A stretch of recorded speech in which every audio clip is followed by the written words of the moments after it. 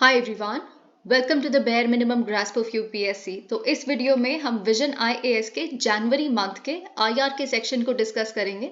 देखिए, यूपीएससी के पर्सपेक्टिव से आईआर का सेक्शन बहुत ही ज्यादा इंपॉर्टेंट होता जा रहा है, given the fact lot keeps going on in the geopolitics का scenario. A lot is important in this particular PDF आपके prelims के perspective से। बहुत सारी places in news हैं और कैसे उससे match the following sort questions बन सकते हैं, किन questions में आपको confuse किया जा सकता है। You would find everything in this particular video.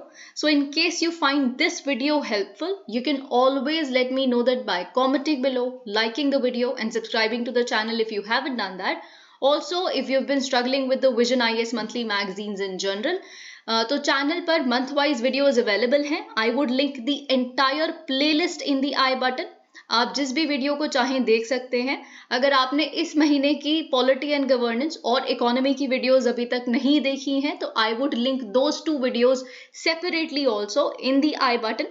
Please economy की वीडियो जरूर देखिएगा, इट्स वेरी वेरी इंपॉर्टेंट। काफी बड़ा सेक्शन आया है इस महीने का, so please give it a watch. Also एक और चीज, इससे पहले कि हम आगे बढ़ें, अगर आपने अभी तक टेलीग्राम चैनल को ज्वाइन नहीं किया है तो आप प्लीज टेलीग्राम चैनल ज्वाइन कर लीजिए, जिसका लिंक आपको इस वीडियो की डिस्क्रिप्शन में मिल जाएगा।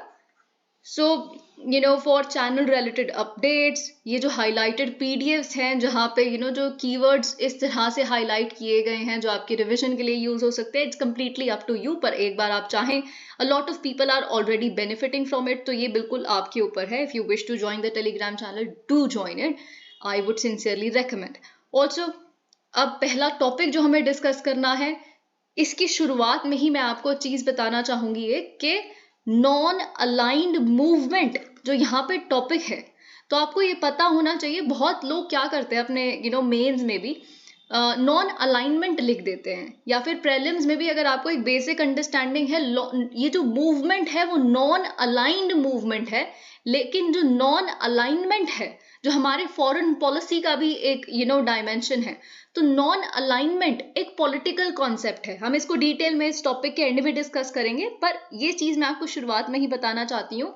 कभी भी अपने आंसर में इसको नैम को नॉन अलाइनमेंट मूवमेंट मत लिखिएगा, it is non aligned movement.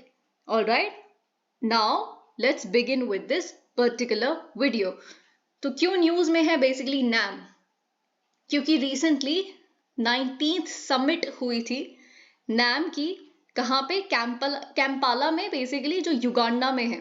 तो देखिए, आपके प्रेलिम्स के पर्सपेक्टिव से ये मैंने एक पिछली वीडियो में भी बताया था तब, क्योंकि नैम समिट चल ही रहा था।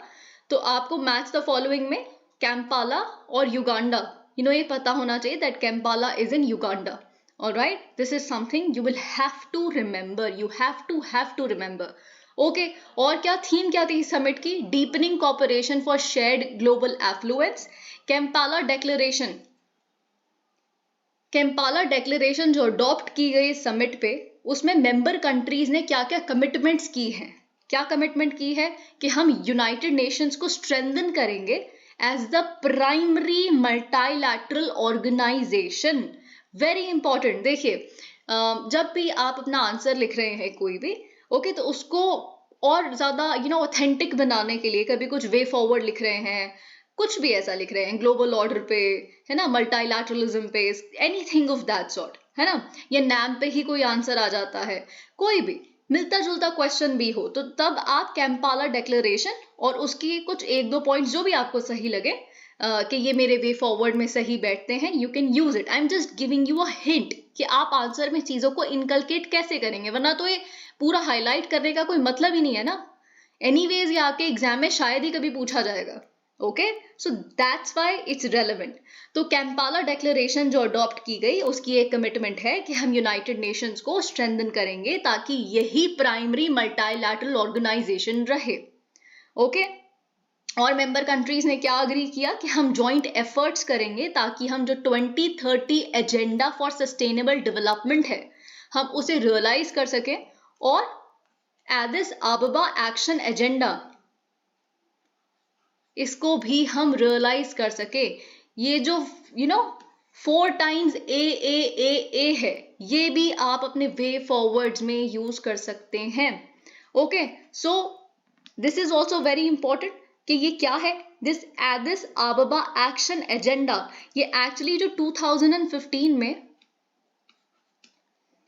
थर्ड इंटरनेशनल कॉन्फ्रेंस हुई थी फाइनेंसिंग फॉर डेवलपमेंट। आप पढ़ते हैं कभी भी इंपॉर्टेंट कॉन्फ्रेंसेस जब आप स्टैटिक में पढ़ते हैं, तो ये एडिस आबाबा में ही हुई थी, Ethiopia. Ethiopia is very much in news lately, you must know why. Okay, तो ये भी आपके प्रीलिम्स के पर्सपेक्टिव से इंपॉर्टेंट है, क्योंकि ये तो इथियोपिया तो किसी ना किसी तरह के रीजंस की वजह से बहुत न्यूज में रहता ही है। ओके, कभी डैम की वजह से, कोई पानी शेयरिंग की वजह से, समथिंग और द अदर। ओके, तो ये बेसिकली ये third international conference on financing for development पे अडॉप्ट किया गया था। तो इसका एम यही है कि ग्लोबल फ्रेमवर्क प्रोवाइड किया जाए कि सस्टेनेबल डेवलपमेंट को फाइनेंस कैसे किया जाएगा।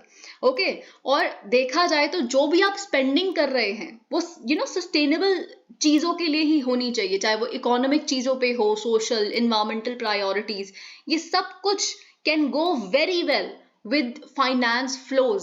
ओके, तो इन दोनों को सिंक में कैसे लेके आना है, मतलब आपके फाइनेंशियल फ्लोज को और economic, social and environmental priorities को सिंक में कैसे लेके आना है, ये ए प्रोवाइड करता है, हमें एक ग्लोबल फ्रेमवर्क की तरह एक्ट करता है।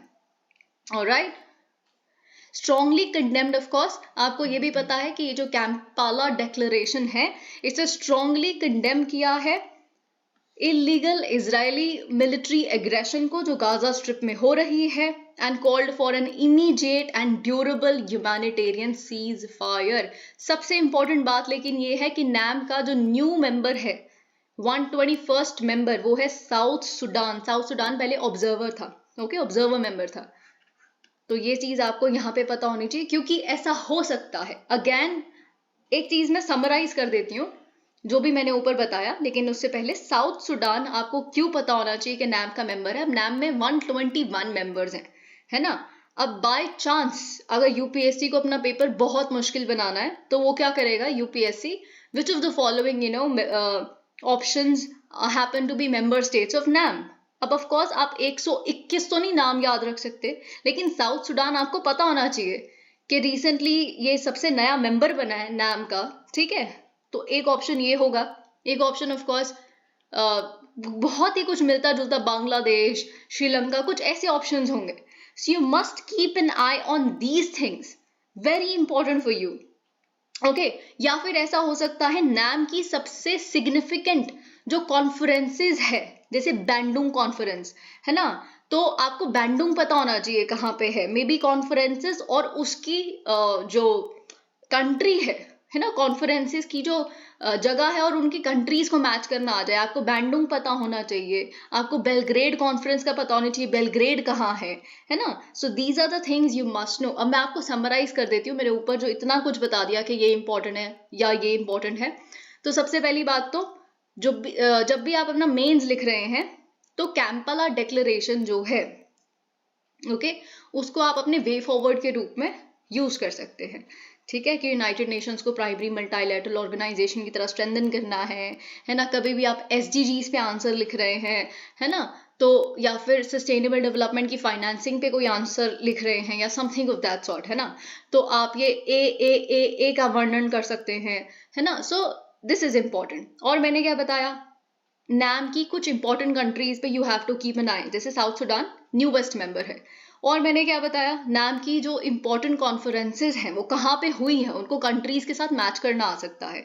अगर आप एमसीक्यूज फॉलो कर रहे हैं जो कम्युनिटी सेक्शन में आपको मिल जाएंगे, तो उसमें भी मैंने एक ऐसा क्वेश्चन डाला था जो IPR, intellectual property rights related जो कन्वेंशंस हैं, ठीक है, तो उसका कौन कौन सा ईयर है, क्योंकि वो इतने इंपॉर्टेंट और इतने क्लीशे कन्वेंशंस है, तो उनका जो साल है वो आपसे एक्सपेक्ट किया जाता है कि आपको पता हो, ठीक है। क्वेश्चन ऑफ कोर्स इस तरह के बन सकते हैं। 2023 का पेपर बहुत फैक्चुअल था, और भी फैक्चुअल और डिफिकल्ट कैसे किया जाएगा, क्योंकि 2023 के पेपर को तो बहुत क्रिटिसाइज ऑलरेडी कर दिया गया है, लेकिन पेपर को तो एक लेवल ऊपर फिर भी लेके जाया जाएगा, तो कैसे, तो बहुत सारी फैक्चुअल चीजें आ सकती हैं। So these are the things you must keep an eye upon, okay.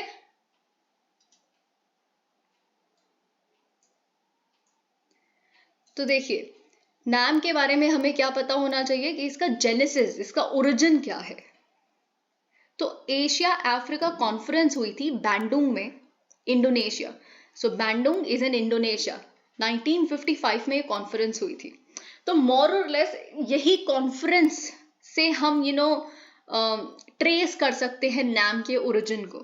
Okay और फाइनली आप जानते हैं नाम का मतलब क्या है। नाम का मतलब ये है कि कोल्ड वॉर की जो दो राइवलरीज है, हम दोनों को ही नहीं बिलोंग करते। ओके ना ही हम जो कैपिटलिस्ट यूएसए है उसके साथ है और ना ही हम जो कम्युनिस्ट यूएसएसआर है उनके साथ है। Okay we will carve our own path, we will walk in that. Okay तो ये अफ्रीका, एशिया और लैटिन अमेरिकन कंट्री साथ आई थी कुछ, जो ऑलरेडी देखिए एक बहुत लॉजिकल भी है ना। हम यहाँ आजाद हुए अभी अभी, या बहुत सारी countries Africa, Asia, Latin America की इंडिपेंडेंस अभी हासिल कर ही रही हैं और हम दूसरों के चक्करों में पड़ जाएं, है ना। पावर्टी है हमारे देश में। I am talking about each and every nation which actually came together on this path, है ना। So we of course had to prioritise our own growth, our own development, poverty eradication and stuff like that. We could not afford to be a part of any camp at that time. तो ये basically एक logical rationale था इसके पीछे। और की role तो आप जानते ही हैं, इंडिया का भी और इंडियन प्राइम मिनिस्टर का एक बहुत बड़ा रोल था नाम में, नाम को कॉन्क्रीट करने में। तो heads of the state Egypt, Ghana, India, Indonesia, Yugoslavia, ये फाउंडिंग फादर्स बन गए फिर ये हेड्स ऑफ स्टेट जो इनके रिस्पेक्टिव थे। ओके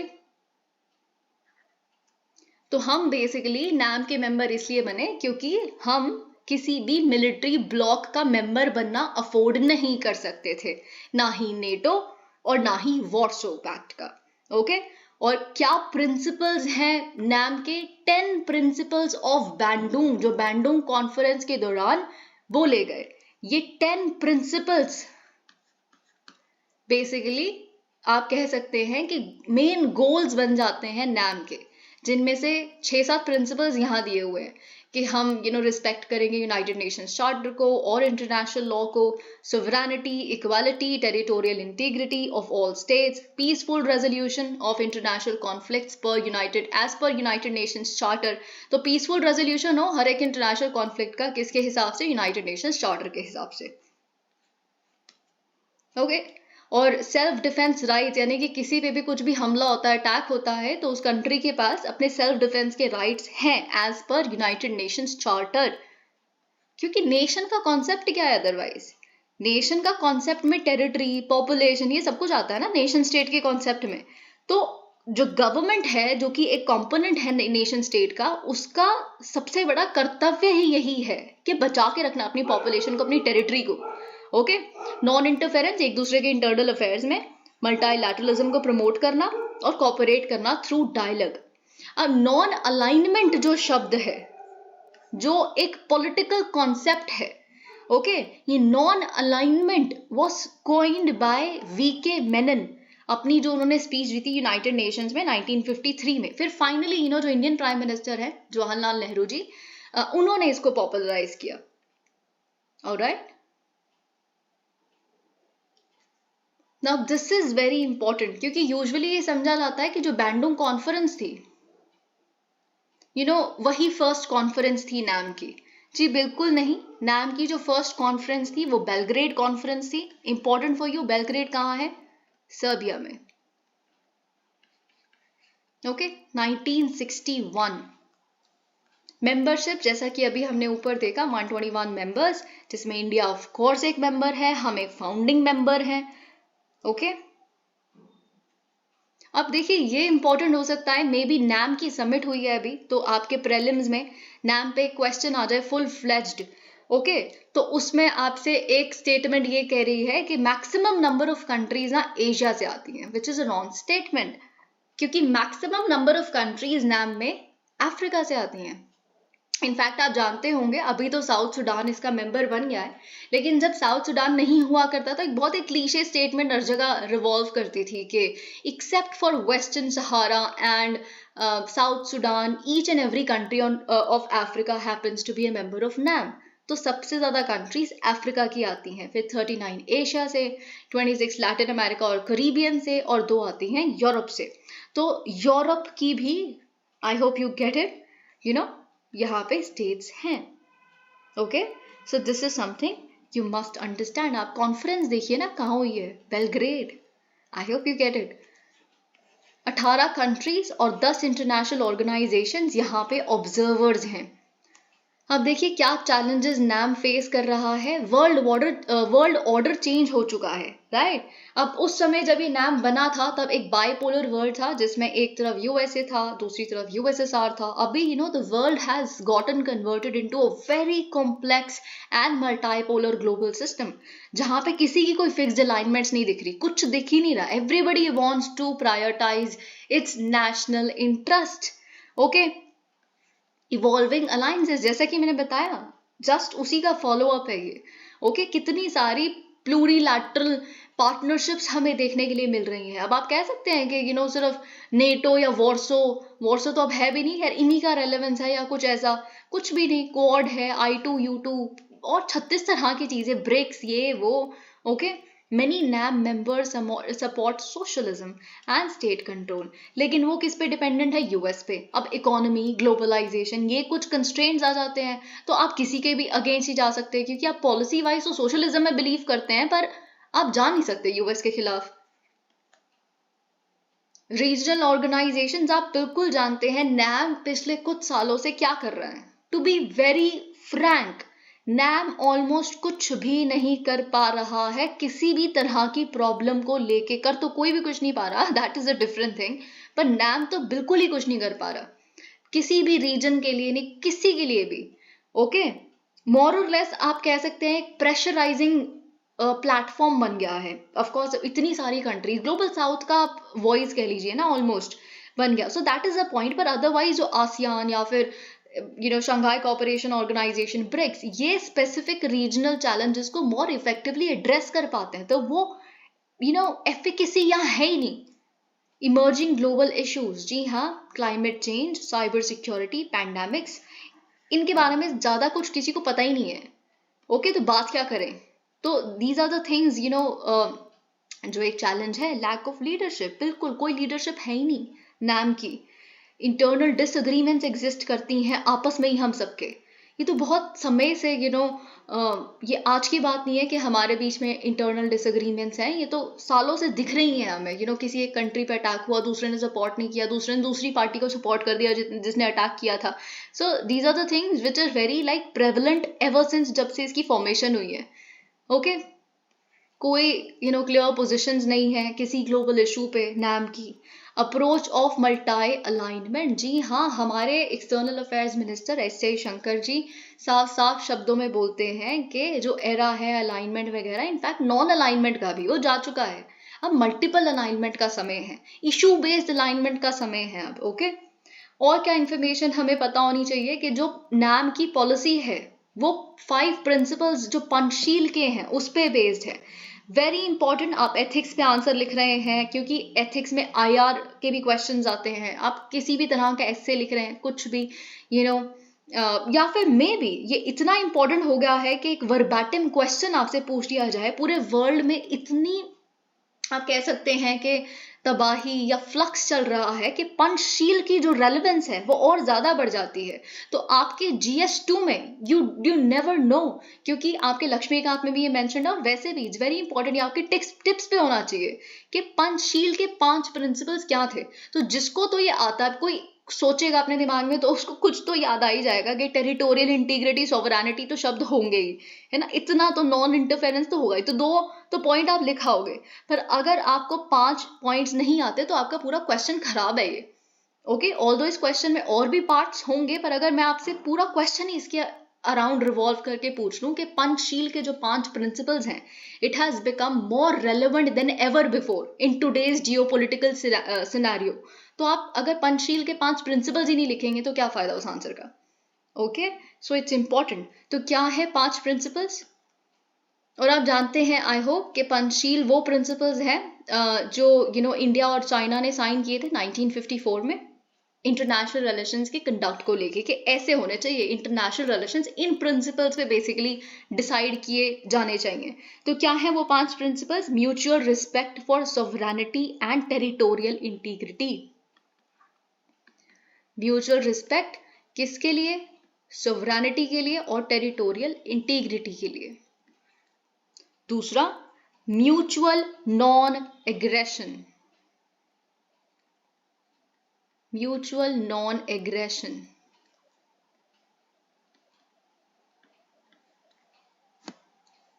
तीसरा, non interference. Of course this goes without saying.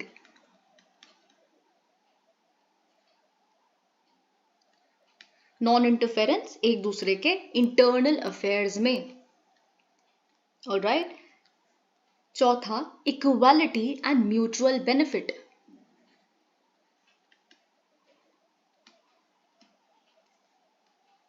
और लास्ट है पीसफुल कोएग्जिस्टेंस, जो ऑफ कोर्स चाइना बिल्कुल भूल चुका है, अलास। तो पहला है mutual respect for sovereignty and territorial integrity, दूसरा है म्यूचुअल नॉन एग्रेशन, तीसरा है non interference in each others internal affairs, चौथा है equality and mutual benefit, last one is peaceful coexistence. You will have to remember it. Trust me, आपको ये याद होना चाहिए। बिल्कुल ये सवाल बन सकता है, आप प्रिपेयर करते रह जाएंगे यूएस को, इजराइल वगैरह सब चीज़ों को। अगर क्वेश्चन इतना ब्रॉड बेस्ड आ गया है ना, और फिर आपको इसमें ऑफ कोर्स सारे पॉइंटर्स लिखने हैं कि इजराइल गाजा वॉर चल रही है, या हमास और रशिया यूक्रेन, हर तरह की चीज़ में ये पंचशील रेलेवेंट है ना, वो तो आप लिखेंगे, पर क्वेश्चन तो पंचशील के बारे में है ना, so you will have to remember them. और अगर आपके प्रीलिम्स में आ गया तो कि पंचशील में इनमें से कौन सा ऑप्शन है, वो नहीं है इसका पार्ट, इट इज इम्पॉर्टेंट, ये स्टैटिक है इनफैक्ट आपका। NAM does not have a formal founding charter और ट्रीटी, ना ही इसके पास खुद का कोई परमानेंट सेक्रेटेरिएट है, कोई एडमिनिस्ट्रेटिव ऐसा कुछ सेटअप नहीं है। क्या करंट रेलेवेंस है NAM की, है ना, इतनी बुराइयां हमने ऊपर कर ली NAM की, तो कुछ तो रेलेवेंस होगा, वरना 19 समिट हुई क्यों है युगांडा में? Okay, so this is something we will have to see. अगर हमें यूनाइटेड नेशंस को पूरी तरह से डेमोक्रेटाइज करना है, रिफॉर्म करना है, तो of course her platform use किया जाना चाहिए इसके बारे में वॉइस करने के लिए। और NAM से बेहतरीन इस चीज के लिए कोई प्लेटफॉर्म नहीं है, प्रेशर टैक्टिक्स डालने के लिए। ओके, तो NAM एडवोकेट करता है कि एक्सपेडाइट किया जाए इस रिफॉर्म को, ट्रांसपेरेंट, डेमोक्रेटिक, रिप्रेजेंटेटिव बनाया जाए यूनाइटेड नेशंस को और यूनाइटेड नेशन सिक्योरिटी काउंसिल को। Protecting sovereignty an integral part of foreign policy. जी हाँ, जैसे इंडिया की फॉरेन पॉलिसी देख लीजिए, आज भी बड़ी सारी डेवलपिंग कंट्रीज की फॉरेन पॉलिसी का पार्ट है NAM। ओके, मतलब हम ऑटोनॉमी एक्सरसाइज करेंगे अपनी फॉरेन पॉलिसी में। We have every right to carve our own path.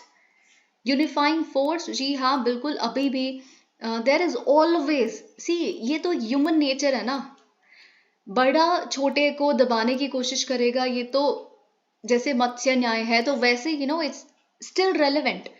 तो जो छोटी कंट्रीज हैं, स्मॉल और डेवलपिंग कंट्रीज हैं, there is always, no matter how democratic and every kind of jargon you add to the present geopolitical scenario के हम तो इन path पे चलते हैं, अब वो गया एरा राजा महाराजा का, व्हाटएवर, एक रिस्क हमेशा कोलोनाइजेशन का, इंपीरियलिज्म का ये रहेगा। इस सेंस में ना हो तो न्यू कोलोनाइजेशन हो रही है, यू गेट दैट। तो एक यूनिफाइंग फोर्स तो अभी भी एंटायर कोलोनाइजेशन की चाहिए ही ना।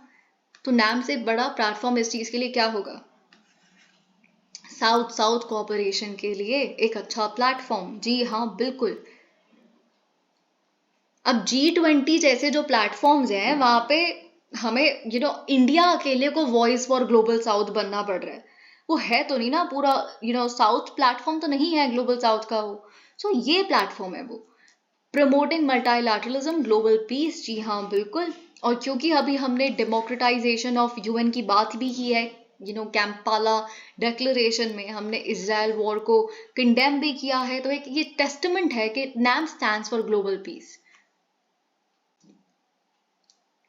और सबसे बड़ी बात, दिस इज वेरी इंपॉर्टेंट, बहुत इंटरेस्टिंग पॉइंट्स है कुछ कुछ, जैसे ये कुछ नई टर्म्स आपको मिलेंगी। जैसे एक टर्म हम आगे पढ़ेंगे विच इज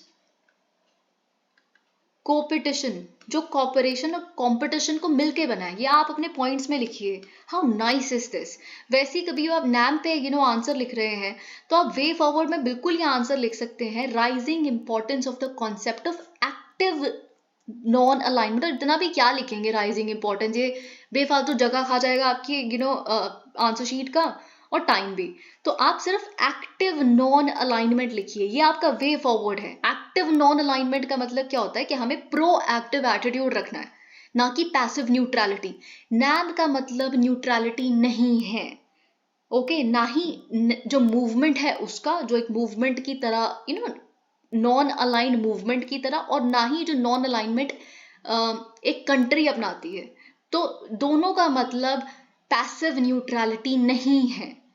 हमें एक प्रोएक्टिव एटीट्यूड रखना पड़ेगा towards solving problems and generating the much needed solutions for the troubled world. So active non-alignment, ANA, very important. अब देखिए नॉन अलाइनमेंट और न्यूट्रलिटी में डिफरेंस क्या है। नॉन अलाइनमेंट एक पॉलिटिकल कॉन्सेप्ट है, लेकिन न्यूट्रलिटी एक लीगल कॉन्सेप्ट है। नॉन अलाइनमेंट आप जानते हैं it is not written into a state's constitution, लेकिन न्यूट्रलिटी ऑफ कोर्स एक स्टेट पॉलिसी, एक स्टेट कॉन्स्टिट्यूशन का परमानेंट फीचर हो सकती है। नॉन अलाइनमेंट का जैसे कि मैंने आपको बात बताई अभी कि it means active role in world affairs, लेकिन अपने हिसाब से, ओके सबके साथ हर जगह से अपना घी निकालना जानना इज लाइक नैम। और नॉन अलाइनमेंट है ना, हर किसी के साथ फ्रेंडशिप प्रमोट करना। इंडिया क्या कर रहा है आज, इंडिया भी तो यही कर रहा है। तो cooperation with all the countries, so it's a positive concept, we are friends of everybody, okay except Pakistan. Neutrality का मतलब होता है नॉन इन्वॉल्वमेंट, हमें पड़ा ही नहीं है कुछ भी क्या चल रहा है, प्रॉब्लम है, अरे let it be, we should not be concerned at all. So it's like that attitude, okay. Now this is a very good conclusion कि नैम को खुद को रीडिफाइन करने की जरूरत है और अपने ऑब्जेक्टिव्स को री इन्वेंट करने की जरूरत है जो कंटेम्प्रेरी वर्ल्ड सिस्टम के लिए रेलिवेंट हो। और नैम डेफिनेटली तब तक, this is like very nice, so impressed, कि नैम तब तक रेलेवेंट रहेगा जब तक exploitation, war, hunger, poverty, disease इस अर्थ पे रहेंगी। How impactful is this line, so write it, right. दूसरा टॉपिक है information fusion center for Indian Ocean region. I think इस पे एक MCQ भी आपको कम्युनिटी सेक्शन में मिल जाएगा। खैर यहाँ पे आपको क्या पता होना चाहिए, जो इंफॉर्मेशन फ्यूजन सेंटर है फॉर इंडियन ओशन रीजन, इसने एक बहुत ही क्रूशल रोल प्ले किया एक हाईजैकिंग इंसिडेंट में। आप बिल्कुल जानते होंगे कि क्या हुआ, एक रिसेंटली मैरीटाइम इंसिडेंट हुआ जिसमें एक माल्टा फ्लैग्ड वेसल था MV रियोन, एंड इस पे पायरेसी अटैक हुआ अरेबियन सी में, और इसके खिलाफ हमने यानी कि इंडियन नेवी ने बहुत ही स्विफ्टली रिस्पॉन्ड किया। और that you know very well कि कैसे हमने इसका जो पूरी ट्रेजेक्ट्री थी उसको ट्रेवर्स कर लिया था, and then we save the Malta flagged vessel.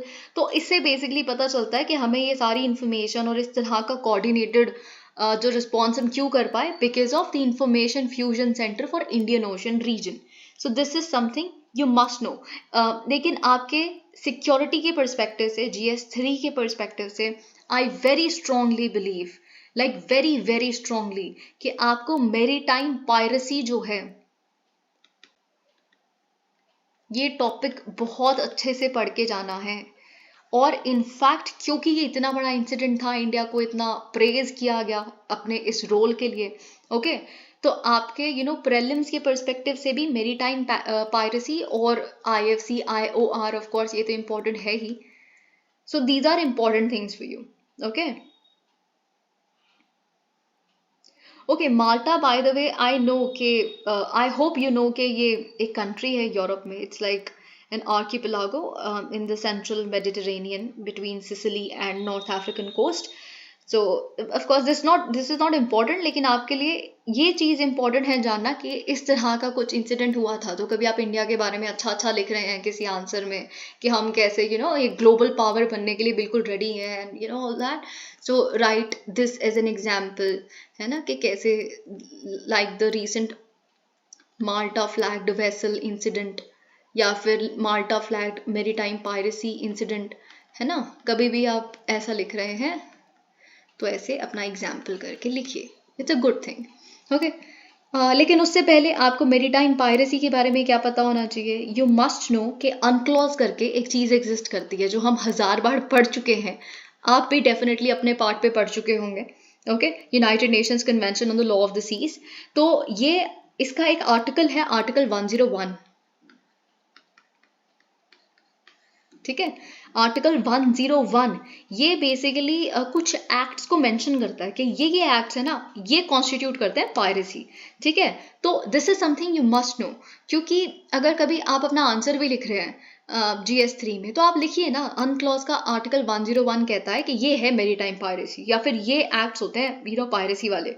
तो इस तरह से अपना आंसर शुरू करेंगे तो एक बहुत अलग इम्पैक्ट पड़ेगा. ठीक है. कौन से ऐसे एक्ट्स होते हैं? Violence, I must list them. Okay, so violence, detention,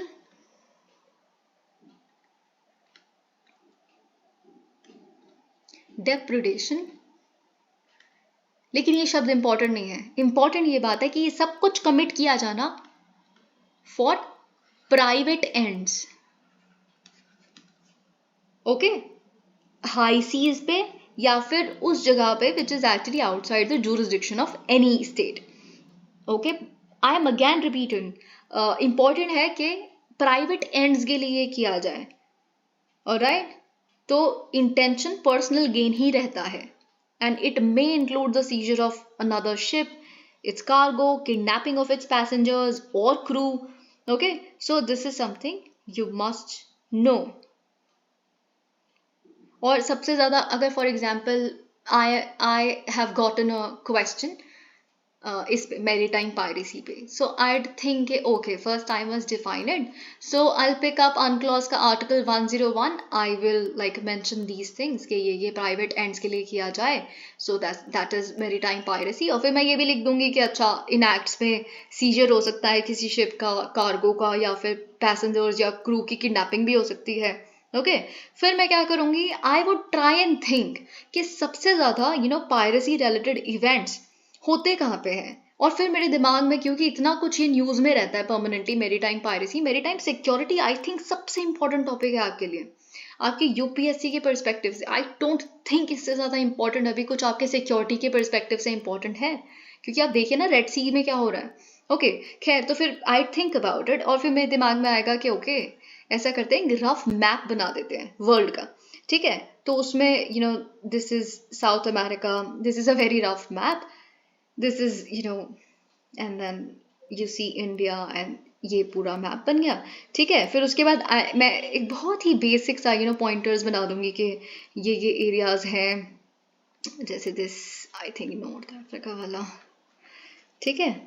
so I like do this कि इंडिया के पास ऐसे आई ड्रॉ डॉट्स जो basically, and then I write also के strongest zones of pirate activity क्या है. North West Africa, Gulf of Guinea, Red Sea में तो हो ही रहा है सब कुछ, अरेबियन सी, है ना, and Somalia and Horn of Africa, Gulf of Aden, Indian Ocean, Indian subcontinent, South East Asia. कुछ मेन है, Gulf of Guinea, Horn of Africa, Somalia, Red Sea, Indian Ocean. Very important, you must mention them. ये बहुत ज़्यादा recently news में है. फिर उसके बाद ठीक है मैंने मैप भी बना दिया. What should I do now? I must write some global initiatives जो मेरीटाइम पायरेसी से रिलेटेड एग्जैक्टली एग्जिस्ट करते हैं इससे रिलेटेड. तो अनक्लॉज अभी मैंने बात की तो सबसे बड़ा मेजर ही अनक्लॉज है. ठीक है. देन वी हैव, अभी आप जानते हैं रेड सी वाला, आप ये पूरा जो चल रहा है system, if you been following it then you know very well, एक ऑपरेशन चल रहा है, ऑपरेशन प्रॉस्पेरिटी गार्जियन, है ना।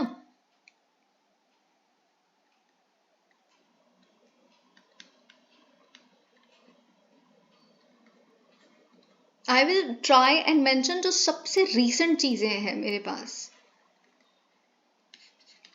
ओके, जहाँ पे यूएस हैज इनिशिएटेड इट, और ये एक मल्टीनेशनल सिक्योरिटी इनिशिएटिव है ताकि रेड सी में सिक्योरिटी इंश्योर हो सके।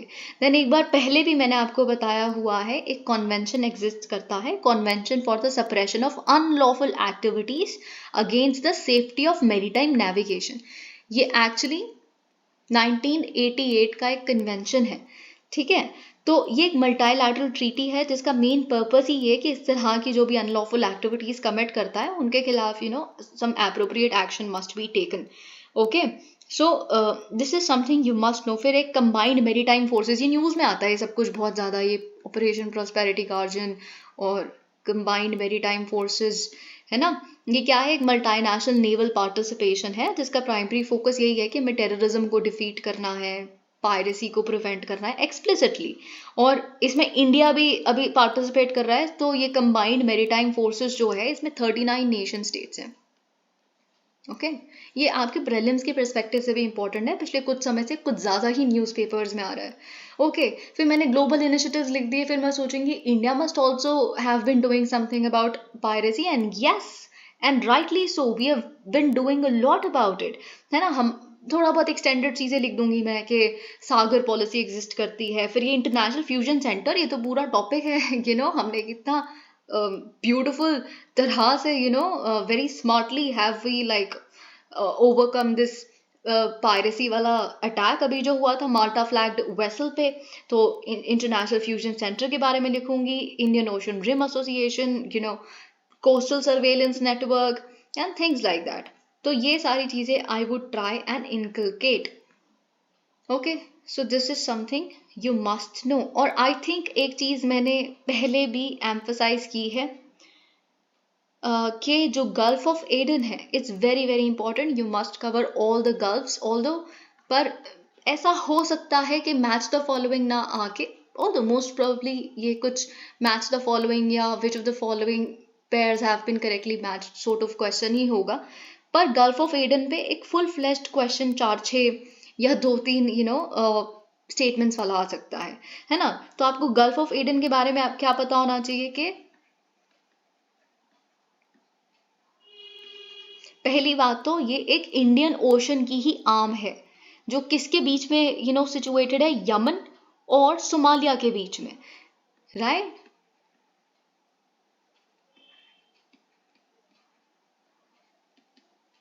That you know very well. This is an arm of Indian Ocean only. Do not get confused in this, है ना। इसके साउथ में सोमालिया है और नॉर्थ में यमन, जैसे कि मैंने बताया आपको यहाँ पे, इसके वेस्ट में जिबूती मिल जाएगा आपको, है ना। और these are the basic things you must know. और ये एक वाटरवे है जो पर्शियन गल्फ ऑयल को बेसिकली ट्रांसपोर्ट करने में हेल्प करता है। और एक और सबसे इंपॉर्टेंट लाइन जो आप किसी भी स्टैटिक बुक को उठा लेंगे, कुछ भी पढ़ लेंगे गल्फ ऑफ एडन पे, है ना, वो आपको हर जगह इतनी बार आप सुन चुके होंगे, पढ़ चुके होंगे, वो ये है कि ये जो गल्फ है वो कनेक्ट करता है रेड सी को अरेबियन सी के साथ एक स्ट्रेट के माध्यम से, right, Bab al Mandeb, okay. So this is something you must know. आपको पता होनी चाहिए रेड सी और Arabian C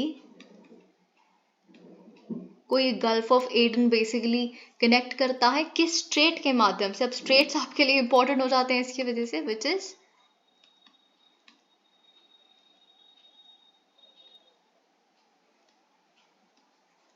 okay. So this is something you must know. और रिसेंट ईयर्स में ये कुछ ज्यादा ही पायरेसी, टेररिज्म और इन सब का शिकार बन गया है।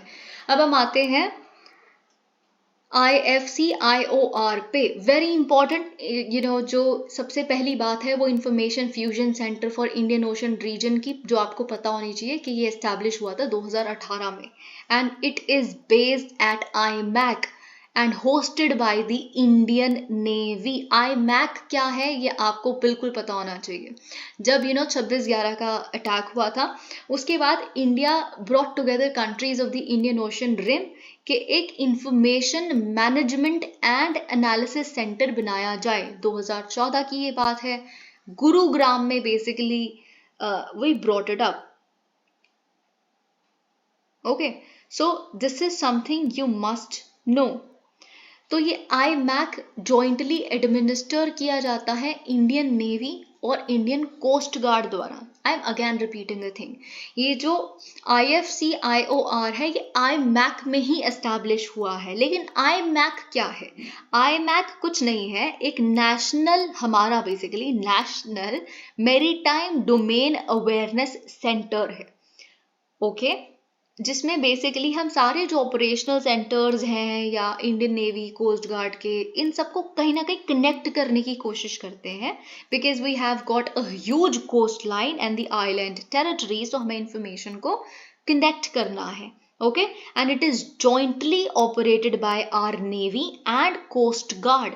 ये एक इंपॉर्टेंट स्टेटमेंट है, बहुत ही अलग तरह की स्टेटमेंट है जो आपके प्रीलिम्स में पूछी जा सकती है ना। मे बी इसको मैनिपुलेट करके मैं लिख दूं कि it is jointly administered by Indian Navy and Indian air force और इंडियन मिलिट्री और for that matter some other wing of force, है ना। So you must know this. Okay, तो ये आपको बेसिक इन्फॉर्मेशन है। और सबसे इंपॉर्टेंट बात जो आपको IMAC के बारे में पता होनी चाहिए वो ये है कि ये केवल, है ना, ओनली, बिकॉज ओनली जो वाली स्टेटमेंट्स होती हैं वो यूजुअली हमें गलत लिखती हैं, लेकिन ये कॉन्सेप्ट है ना यहाँ पे, और वो कॉन्सेप्ट ये है कि IMAC tracks only non military और कमर्शियल शिप्स, यानी कि जो मिलिट्री शिप्स नहीं होती, यानी कि जो कमर्शियल शिप्स होती हैं जिन्हें हम वाइट शिपिंग कहते हैं। तो कमर्शियल शिपिंग को हम वाइट शिपिंग कहते हैं, तो ये सिर्फ वाइट शिपिंग को ही ट्रैक करता है। It is not for military purpose. Okay, military ships को हम क्या कहते हैं? ग्रे हल शिप्स, है ना। कमर्शियल शिपिंग को हम वाइट शिपिंग कहते हैं और मिलिट्री शिपिंग को हम ग्रे शिपिंग, इस तरह से लेमन टर्म्स में कहते हैं। ओके, तो मिलिट्री शिपिंग बेसिकली कौन ट्रैक करता है, मैं आपको आपकी क्यूरियोसिटी के लिए ये भी बता दूं, जो हमारा डायरेक्टरेट ऑफ नेवल ऑपरेशंस है। But that's like a different thing. You must know this here.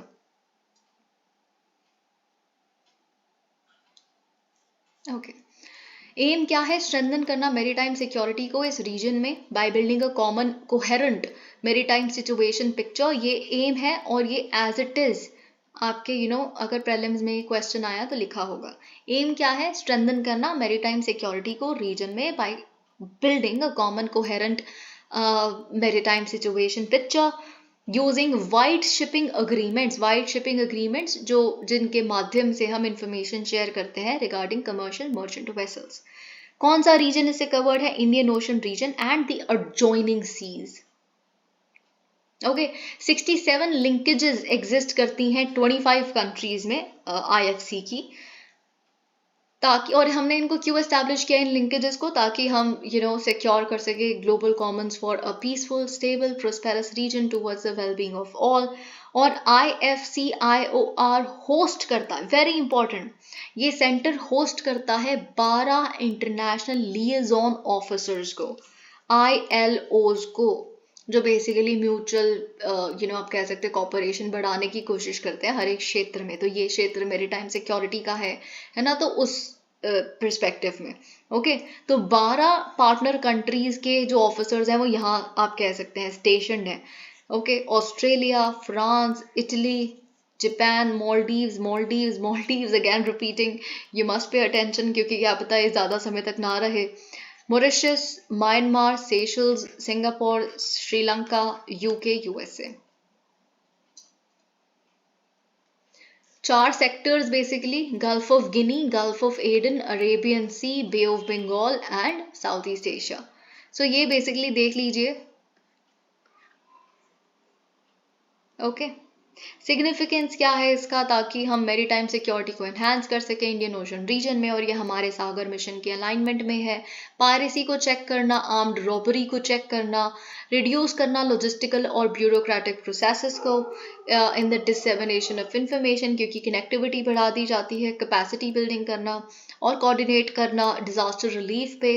Monthly weather forecast, weather warnings आपको यहाँ पे मिल जाएंगी, लेकिन आपके प्रीलिम्स के पर्सपेक्टिव से आपको ये भी पता होना चाहिए कि केवल मंथली पीरियोडिक रिपोर्ट्स या वार्निंग्स यहाँ से नहीं रिलीज की जाती। Weekly maritime security updates, monthly maritime security updates, in fact half yearly overviews और एनुअल रिपोर्ट्स भी ये रिलीज करता है। मैं ये आपको क्यों बता रही हूँ, क्योंकि मे बी आपके प्रीलिम्स में ये स्टेटमेंट लिखी हो that they release only monthly weather forecast, so that's a wrong statement. Okay, yeah, overviews or something of that sort. अब देखिए ये IFCOR कैसे स्ट्रेंथन करता है इंडिया के फॉरेन रिलेशंस को, तो of course that you know very well. इसमें कुछ समझाने वाला नहीं है कि स्ट्रेटेजिक पार्टनरशिप, हमारे जो इंडिया के स्ट्रेटेजिक पार्टनर्स हैं USA, इटली, फ्रांस, है ना, UK, इन सब ने अपने लिएजॉन ऑफिसर्स को यहाँ पोजीशन किया हुआ है अपने हमारी गुरुग्राम की इस फैसिलिटी पे। वो it speaks of our strategic partnership, ये और स्ट्रेंथन होगी। ओके, किस लेवल की कनेक्टिविटी बढ़ जाएगी आप खुद सोचिए। यहाँ पे नेबरहुड रिलेशंस को स्ट्रेंथन करना, रीजनल कोऑपरेशन को स्ट्रेंथन करना, इंडिया डेवलप कर रहा है 32 coastal surveillance radar station, Sri Lanka, Mauritius, Seychelles, Maldives, है ना, जो बेसिकली डेटा फीड करेंगी हमारे IFCOR को। Doubtful. Okay, India Nepal relations important. India Nepal ने कुछ अग्रीमेंट्स को साइन किया है, कब? 7th India Nepal joint commission meeting के दौरान जो हुई थी काठमांडू में। ये कमीशन जो है इंडिया नेपाल जॉइंट कमीशन, इसको एस्टैब्लिश किया गया था 1987 में। ये एक प्लेटफॉर्म की तरह एक्ट करती है जहां पे हम बायलैटरल पार्टनरशिप को रिव्यू करते हैं। कौन सी की अग्रीमेंट्स हमने साइन की है? Cooperation in renewable energy development, export 10,000 megawatt of electricity over the next decade। ISRO launch करेगा नेपाल की मूनाल सैटेलाइट को PSLV पे। अब आप जानते हैं कि हम दोनों कंट्रीज के बीच में जो रिलेशंस एग्जिस्ट करते हैं उसका बेसिस क्या है? India Nepal treaty of peace and friendship 1950 का ये ट्रीटी जो है that forms the basis of our relations, है ना, which is definitely characterized by an open border, और जो हमारा रोटी बेटी का रिश्ता है, deep, very deep people to people contacts, right. और कौन कौन से areas of cooperation, although this is very static, पर आपको पता होना चाहिए क्योंकि हम नेबरहुड फर्स्ट पॉलिसी फॉलो करते हैं। तो अभी सबसे रेलेवेंट जो कंट्रीज हैं इस तरह से वो नेपाल, बांग्लादेश आपके लिए हो जाती हैं। तो ट्रेड एंड डेवलपमेंट, अगर हम ट्रेड एंड इन्वेस्टमेंट की बात करें तो आपके प्रीलिम्स के पर्सपेक्टिव से इंपॉर्टेंट है कि इंडिया लार्जेस्ट ट्रेडिंग पार्टनर है किसका? नेपाल का, और हम उनके लिए हाईएस्ट सोर्स ऑफ FDI भी हैं। बायलैटरल ट्रेड क्रॉस हो गया था $7 बिलियन का इन 1920, और ट्रेड डेफिसिट हमारे फेवर में, यानी कि हमारे एक्सपोर्ट्स ज्यादा हैं। कनेक्टिविटी एंड डेवलपमेंट पार्टनरशिप, अगर हम बात करें, हमने connectivity projects, infrastructural development, border infrastructure, cross border rail links, इनके लिए बहुत सपोर्ट किया है नेपाल को। अगर हम LOC देखें तो $680 मिलियन की हम LOC दे चुके हैं 3 मेजर ट्रांसमिशन कॉरिडोर्स को फंड करने के लिए नेपाल के। एक है भेरी कॉरिडोर, दूसरा है नीजगढ़ इनारुआ कॉरिडोर, और तीसरा है Gandak Nepalganj corridor. Okay, twin integrated check post जो एग्जिस्ट करते हैं, तो ट्विन है तो ऑफकोर्स एक इंडिया में होगा, एक नेपाल में होगा। तो नेपाल में नेपालगंज में है और इंडिया में बेसिकली रुपाईदीहा में। ओके, ये 2023 में हमने बेसिकली ओपन की है। रिवाइज ट्रीटी ऑफ ट्रांजिट जो प्रोवाइड करेगा नेपाल को access to inland waterways of India, ताकि उनका जो ट्रांसपोर्ट है गुड्स का वो और ईज आउट हो सके। Political and security, political cooperation, regular high level visits, आप ऑफ कोर्स देखते ही हैं हमारे प्राइम मिनिस्टर्स एक दूसरे की कंट्री में जाना, ऑफिशियल लेवल पे भी। नेपाल हमारा एक प्रायोरिटी पार्टनर है, नो मैटर वहाँ की पॉलिटिक्स में केपी शर्मा ओली जी और ऐसे पॉलिटिकल लीडर्स जो हैं वो हमें बदनाम करके चाहे पावर में क्यों ना आए, पर हम अपनी तरफ से नेपाल को एक बहुत अच्छा पार्टनर मानते हैं, क्योंकि हम फॉलो करते हैं पॉलिसी को जिसमें नॉन रेसिप्रोसिटी एक सबसे बड़ा एलिमेंट है, कि हम अच्छे रहेंगे, हम बदले में कुछ एक्सपेक्ट नहीं करेंगे। नेबरहुड फर्स्ट पॉलिसी का ये सबसे बड़ा फंडा है। ओके, डिफेंस कॉर्पोरेशन जी आप जानते हैं बिल्कुल, गोरखा रेजिमेंट्स जो हमारे इंडियन आर्मी में है, अब ये सबसे बड़ा कंसर्न भी है अग्निपथ स्कीम की वजह से, जो मैं बहुत डिटेल में आपको एक्सप्लेन कर चुकी हूँ। ओके, हम आएंगे उस पॉइंट पे भी आगे। सूर्य किरण आप जानते हैं हमारी एनुअल जॉइंट मिलिट्री एक्सरसाइज है। Annual joint military exercise is very important. आपको यूएई के साथ पता होना चाहिए हमारा कौन सा मिलिट्री एक्सरसाइज है, आपको नेपाल के साथ पता होना चाहिए सूर्य किरण है। इंपॉर्टेंट कुछ बहुत इंटरेस्टिंग नाम भी है इनके, तो याद रखना भी बहुत आसान है। Okay, so we will come to UAE और बाकी military exercises also. Multilateral cooperation, हम कहाँ कहाँ कॉपरेट करते हैं, कौन कौन से ऐसे प्लेटफॉर्म्स है, BBIN which is Bangladesh, Bhutan, India, Nepal, BIMSTEC, SAARC, NAM, Nepal ने भी ज्वाइन कर लिया है अब तो इंटरनेशनल सोलर अलायंस को। एनर्जी, ऑलराइट, तो पावर जो एक सेक्टर है, तो हम इसमें बहुत सालों से कॉपरेट कर रहे हैं, क्योंकि 1971 से ही एग्जिस्ट करती है पावर एक्सचेंज अग्रीमेंट हमारे बीच में, जो बॉर्डर एरियाज में पावर रिक्वायरमेंट्स है उसको फुलफिल करने के लिए 2023 में हमने साइन करने के लिए अग्री किया पहला ट्राईलैटरल पावर ट्रेड। ट्राईलैटरल है तो 3 कंट्रीज होंगी, इंडिया, नेपाल, बांग्लादेश। आप जानते हैं बांग्लादेश की सबसे बड़ी दिक्कत आज के समय में पावर कट्स हैं। आप जानते हैं वहाँ पे साइक्लोन्स बहुत रहते हैं, जिसकी वजह से power supply completely consistently provide करवाना is the biggest issue there. तो बांग्लादेश को बेसिकली चाहिए कंसिस्टेंट पावर सप्लाई, और नेपाल के पास सरप्लस है इस चीज़ का, और इंडिया ये दोनों का अच्छा पार्टनर है, तो इंडिया से बेसिकली यहाँ पे रूट आउट की जा सकती है। So India sort of acted that way. Okay, hydro power corporation, इसको हम डिटेल में अभी देखेंगे, जो हमारे दोनों की पार्टनरशिप का पिलर आप कह सकते हैं, सबसे स्ट्रॉन्गेस्ट वो हाइड्रो पावर कॉर्पोरेशन ही है। बाकी और कौन से एरियाज हैं, कल्चर एक बहुत बड़ा एरिया है, deep people to people contact. Swadesh Darshan scheme जो है हमारी, उसमें आप जानते हैं बुद्धिस्ट और रामायणा सर्किट्स हैं, है ना, तो जो सबसे इंपॉर्टेंट बुद्धिस्ट सेंटर्स हैं उनको कनेक्ट किया गया है इस रूट पे, और सबसे इम्पोर्टेंट रामायण से रिलेटेड जो पॉइंट्स हैं उनको कनेक्ट किया गया है इस सर्किट में, है ना। तो इसमें we have connected religious cities जो हैं लुम्बिनी और जनकपुर इंडिया के साथ, नेपाल की हैं ये बेसिकली। आप जानते हैं Lumbini from Buddhist perspective, Janakpur from Ramayana perspective. Disaster management आप जानते हैं 2015 में जब अर्थक्वेक आया नेपाल में, तो इंडिया सबसे पहला रिस्पॉन्डर था, और हमने एक ऑपरेशन रन किया था जिसका नाम है ऑपरेशन मैत्री। इनफैक्ट जो कोविशील्ड प्रोवाइड करवाने का कोविड-19 के दौरान हमारा इनिशिएटिव था, वो भी वैक्सीन मैत्री इनिशिएटिव ही था। Maitri is friendship. Okay, major issues क्या है, लेकिन सबसे बड़ा इशू है बॉर्डर डिस्प्यूट, राइट, जो काठमांडू ने अपना नया मैप रिलीज किया, पॉलिटिकल मैप 2020 में। आप जानते हैं उस समय नेपाल में क्या ही केपी शर्मा ओली जी किस तरह से नेशनल कार्ड नेशनलिज्म का कार्ड खेल के सोच रहे थे वापस आ जाएंगे into politics, but that didn't happen. खैर, पर इन्होंने एक सबसे खराब चीज जो कर दी वो ये थी कि this political map actually showed 3 Indian territories, Limpiyadhura, Kalapani and Lipulekh as parts of Nepal, जबकि ये इंडिया अपना मानता है और ऑफ कोर्स इंडिया का ही है। खैर, चाइनाज इन्फ्लुएंस, आप जानते हैं ऐसी कौन सी नेबरहुड हमारी कंट्री बच गई है, भूटान के अलावा भी। Bhutan has also like been solving out issues with China lately, but almost every neighbor of ours, although expecting every kind of niceness from India all the time, has fallen into the arms of China. That's very sad, and Nepal is no exception. तो Nepal part है belt and road initiative का, और of course Chinese interference Nepal की politics में है, इसमें कोई शक नहीं है। आप अगर पॉलिटिकल क्राइसिस जो नेपाल का एक रेकरेंट फीचर है नेपाल की पॉलिटिक्स का, उसे फॉलो करते हैं तो उसमें बहुत बार कभी न्यूज़ पढ़ेंगे ध्यान से तो आपको समझ आएगा, कभी एडिटोरियल्स पढ़ेंगे तो समझ आएगा कि व्हाट इज चाइना का रोल, क्योंकि वहाँ पे कम्युनिस्ट पार्टीज हैं, लेफ्टिस्ट पार्टीज हैं, सो व्हाट इज चाइना का स्टेटस ऑन दैट, क्योंकि उसमें से कांग्रेस जो है वो थोड़ा मिडिल पाथ अपनाती है तो वो प्रो इंडिया है, things like that, it's very complex.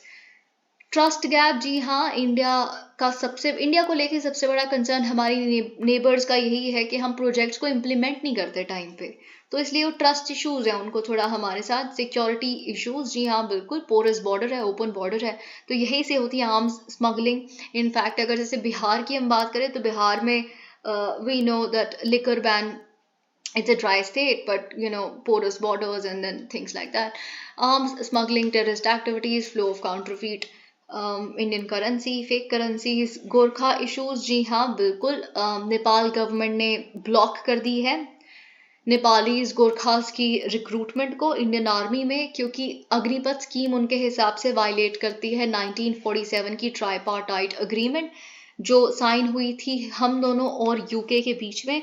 ये अग्रीमेंट आई थिंक मैंने आपको पहले भी एक्सप्लेन किया है, इट डिड से कि कुछ भी ऐसा जो हमारे, पहली बात तो जो हमारे नेपाल के गुरखास हैं, इन्होंने कहा था, इस एग्रीमेंट में लिखा है, उनको एग्जैक्टली वैसे ट्रीट किया जाएगा जैसे इंडियन आर्मी, मतलब आपके जो रिक्रूट्स हैं बिल्कुल सेम, उस पर कोई डिस्क्रिमिनेशन नहीं होना चाहिए। और अगर कोई भी ऐसा इनिशिएटिव लिया जाता है जो हमारे इनकी पे को या सिक्योरिटी को किसी तरह से भी हैम्पर कर सकता है, हमारे नेपाल के गुरखास को जो आप रिक्रूट कर रहे हैं, लेकिन वो आप पहले हमसे कंसल्ट करेंगे, पर अग्निपथ स्कीम कोई कंसल्टेशन वगैरह कुछ नहीं हुई and it just popped up. So Nepal is very angry with us as far as this issue is concern. और ट्रीट सबसे बड़ा इशू एक्चुअली जो हमारी रिश्तों का बेसिस है ना, वही सबसे बड़ा इशू भी है एक्चुअली नेपाल के परस्पेक्टिव से देखे तो। Treaty of peace and friendship 1950, okay, तो ऐसा कहा जाता है नेपाल द्वारा that this is not in tune with time, क्योंकि ये कहीं ना कहीं बहुत सारे नेपालीज कहते हैं कि it threatens their sovereignty and integrity। क्यों? क्योंकि बहुत सारी चीज़ों पे उनको इंडिया से कंसल्ट करने के लिए कहा गया है कि नेपाल ये करे तो पहले कंसल्ट करे एंड ऑल दैट। लेकिन अगर आप कभी for example by chance, although इसके चांस बहुत कम है, लेकिन इस तरह का कोई सवाल है कि ऑल्दो जो treaty of peace and friendship है 1950 का, वो इंडिया नेपाल के रिश्तों का बेसिस है, क्योंकि ऐसा हो सकता है आपके एग्जाम के आने तक नेपाल बहुत इंपॉर्टेंट हो जाए। यू नेवर नो राइट कि क्या चल रहा है इंटरनेशनल अफेयर्स में, क्या हो जाए क्या नहीं, किसी को कुछ नहीं पता फ्यूचर का, है ना। तो ऐसा कोई क्वेश्चन आए कि although this forms the basis of our relations but this is also the most troubling concern of our relation, है ना। तो आप इस पे क्या लिखेंगे? ऑफ कोर्स ये जो पोरस बॉर्डर्स हैं या ये रोटी बेटी का रिश्ता है ना, ये सब कुछ जो है वो 1950 की ट्रीटी से ही पॉसिबल हो चुका है। अगर आप कभी आपने गौर किया तो जो इसके आर्टिकल्स 2, 6, 7 जो बहुत बार हाईलाइट किए जाते हैं न्यूज़पेपर्स में, तो जो आर्टिकल 2 है वो ये कहता है कि जो दोनों गवर्नमेंट्स हैं वो एक दूसरे को इन्फॉर्म करेंगी अगर उनका किसी भी और स्टेट के साथ कोई फ्रिक्शन या मिसअंडरस्टैंडिंग चल रही है किसी और नेबरिंग स्टेट के साथ, है ना, ताकि कुछ दिक्कत ना हो। आर्टिकल 6, 7 ये कहता है कि इंडिया और नेपाल एक दूसरे को बिल्कुल सेम प्रिविलेजेस देंगे in terms of economic activity, employment, resident, ownership of property, जैसे वो अपने नेशनल्स को देते हैं। ये तो बिल्कुल, और यही आर्टिकल 6, 7 ही तो है जो हम दोनों की इस रोटी बेटी का जो रिश्ता है इसको बनाता है। लेकिन ऑफ कोर्स और भी यहाँ पे इसके बहुत सारे पार्ट्स हैं। सबसे पहली बात तो जो treaty of peace and friendship है वो ऑफिशियली साइन की गई थी एक इंडियन एम्बेसडर नेपाल में जो थे हमारे चंद्रेश्वर प्रसाद नारायण सिंह उस समय, और वहाँ के नेपाल के प्राइम मिनिस्टर शमशेर राणा जी, इन दोनों के बीच में हुआ था। तो नेपाल को आज तक इस चीज का गिला है कि हमारे इंडिया की तरफ से एक एम्बेसडर और वहां से प्राइम मिनिस्टर, तो उनको इंसल्ट लगता है। Okay, it's like disrespect to the protocols also के सेम रैंक के लोग साइन करते हैं एक अग्रीमेंट को। तो यही चीज इसका is something which does not go well with Nepal. Okay, अब हम India Nepal hydro power corporation देखेंगे which is very very important. अब देखिए यहाँ पे ना actually hydro power corporation India की भूटान के साथ भी एग्जिस्ट करती है। Bhutan also has been in news because of various reasons. Bhutan में अभी इलेक्शंस हुए हैं, भूटान और चाइना के बीच में बॉर्डर टॉक्स चल रही हैं। So Bhutan is also very important for you. Bhutan के जो किंग है, he makes regular visits to India, they are also quite important, है ना।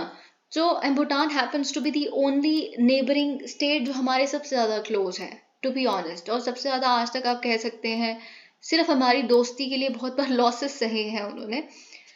सो Bhutan is an important nation. और भी क्योंकि हाइड्रो प्रोजेक्ट है तो एक बारी को, although it makes no sense, पर श्रीलंका भी आपको लग सकता है, एक ऑप्शन श्रीलंका हो, एक ऑप्शन भूटान हो, एक ऑप्शन नेपाल हो, है ना, एक ऑप्शन बांग्लादेश। बांग्लादेश के साथ भी हमारे तीस्ता वगैरह को लेके और भी अभी रिवर अग्रीमेंट साइन हुए हैं जब शेख हसीना जी आई थी कुछ समय पहले, है ना।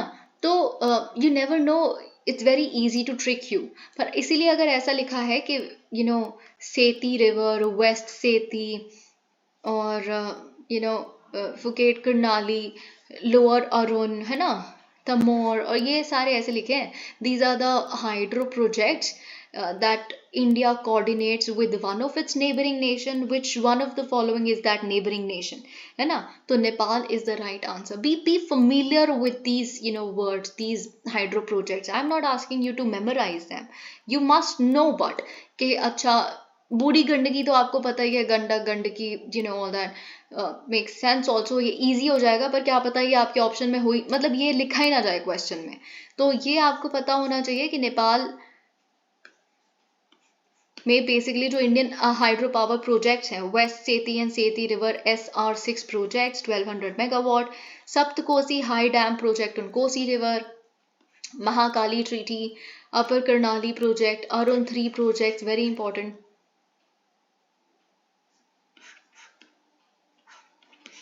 So this is something you just like have a glance or something.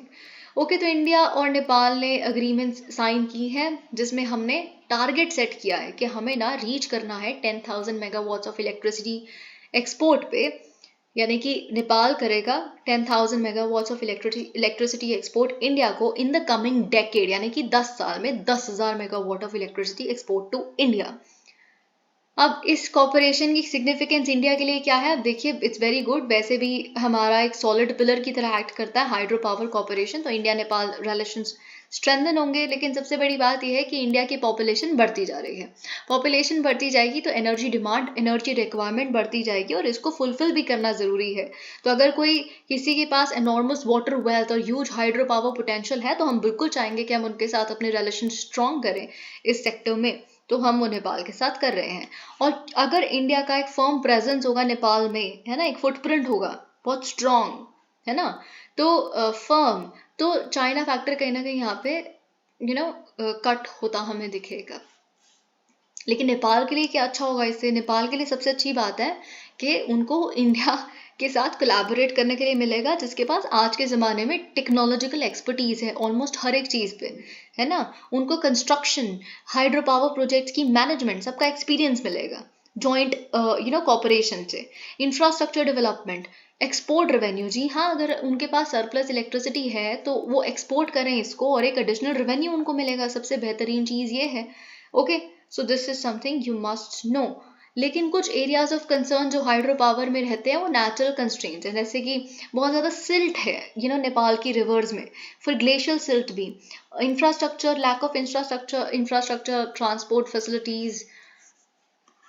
अब ये एक बहुत बड़ा कंसर्न रिसेंटली उभर के आ रहा है पब्लिक डोमेन में, वो है चाइनीज़ कंसर्न। इंडिया पावर तो खरीदना चाहती है, एनर्जी तो परचेज करना चाहती है हाइड्रो पावर प्रोजेक्ट से नेपाल के, पर उन हाइड्रो पावर प्रोजेक्ट से नहीं जो are run by Chinese companies. We are very reluctant to do that and we must be, right. तो ये चीज basically is a concern for Nepal. Okay, अब आते हैं इंडिया और रशिया और रिलेशंस पे, वेरी वेरी इंपॉर्टेंट। अब ये जो टाइमलाइन है इट बिकम्स इम्पॉर्टेंट एक्चुअली, क्योंकि रशिया आप जानते ही हैं बहुत ज़्यादा, इट्स लाइक वेरी इंपॉर्टेंट, है ना। तो आपको ये टाइमलाइन पता होनी चाहिए। लेकिन आई डू बिलीव यहाँ पे सबसे इंपॉर्टेंट चीज़ें मिस कर दी गई हैं, जो जैसे आई कम टू इट। ओके, सबसे पहली बात तो आपको ये पता होना चाहिए कि 1468 में, क्योंकि फॉरेन ट्रैवलर्स इतने इंपॉर्टेंट हैं, है ना, आपके प्रीलिम्स के पर्सपेक्टिव से, तो एक रशियन ट्रैवलर भी अपनी जर्नी शुरू करते हैं 1468 में, जिनका नाम है एफएनएसी निकितन, निकितेव, ये सब कुछ you understand, it's like Soviet शब्द है ये। Okay,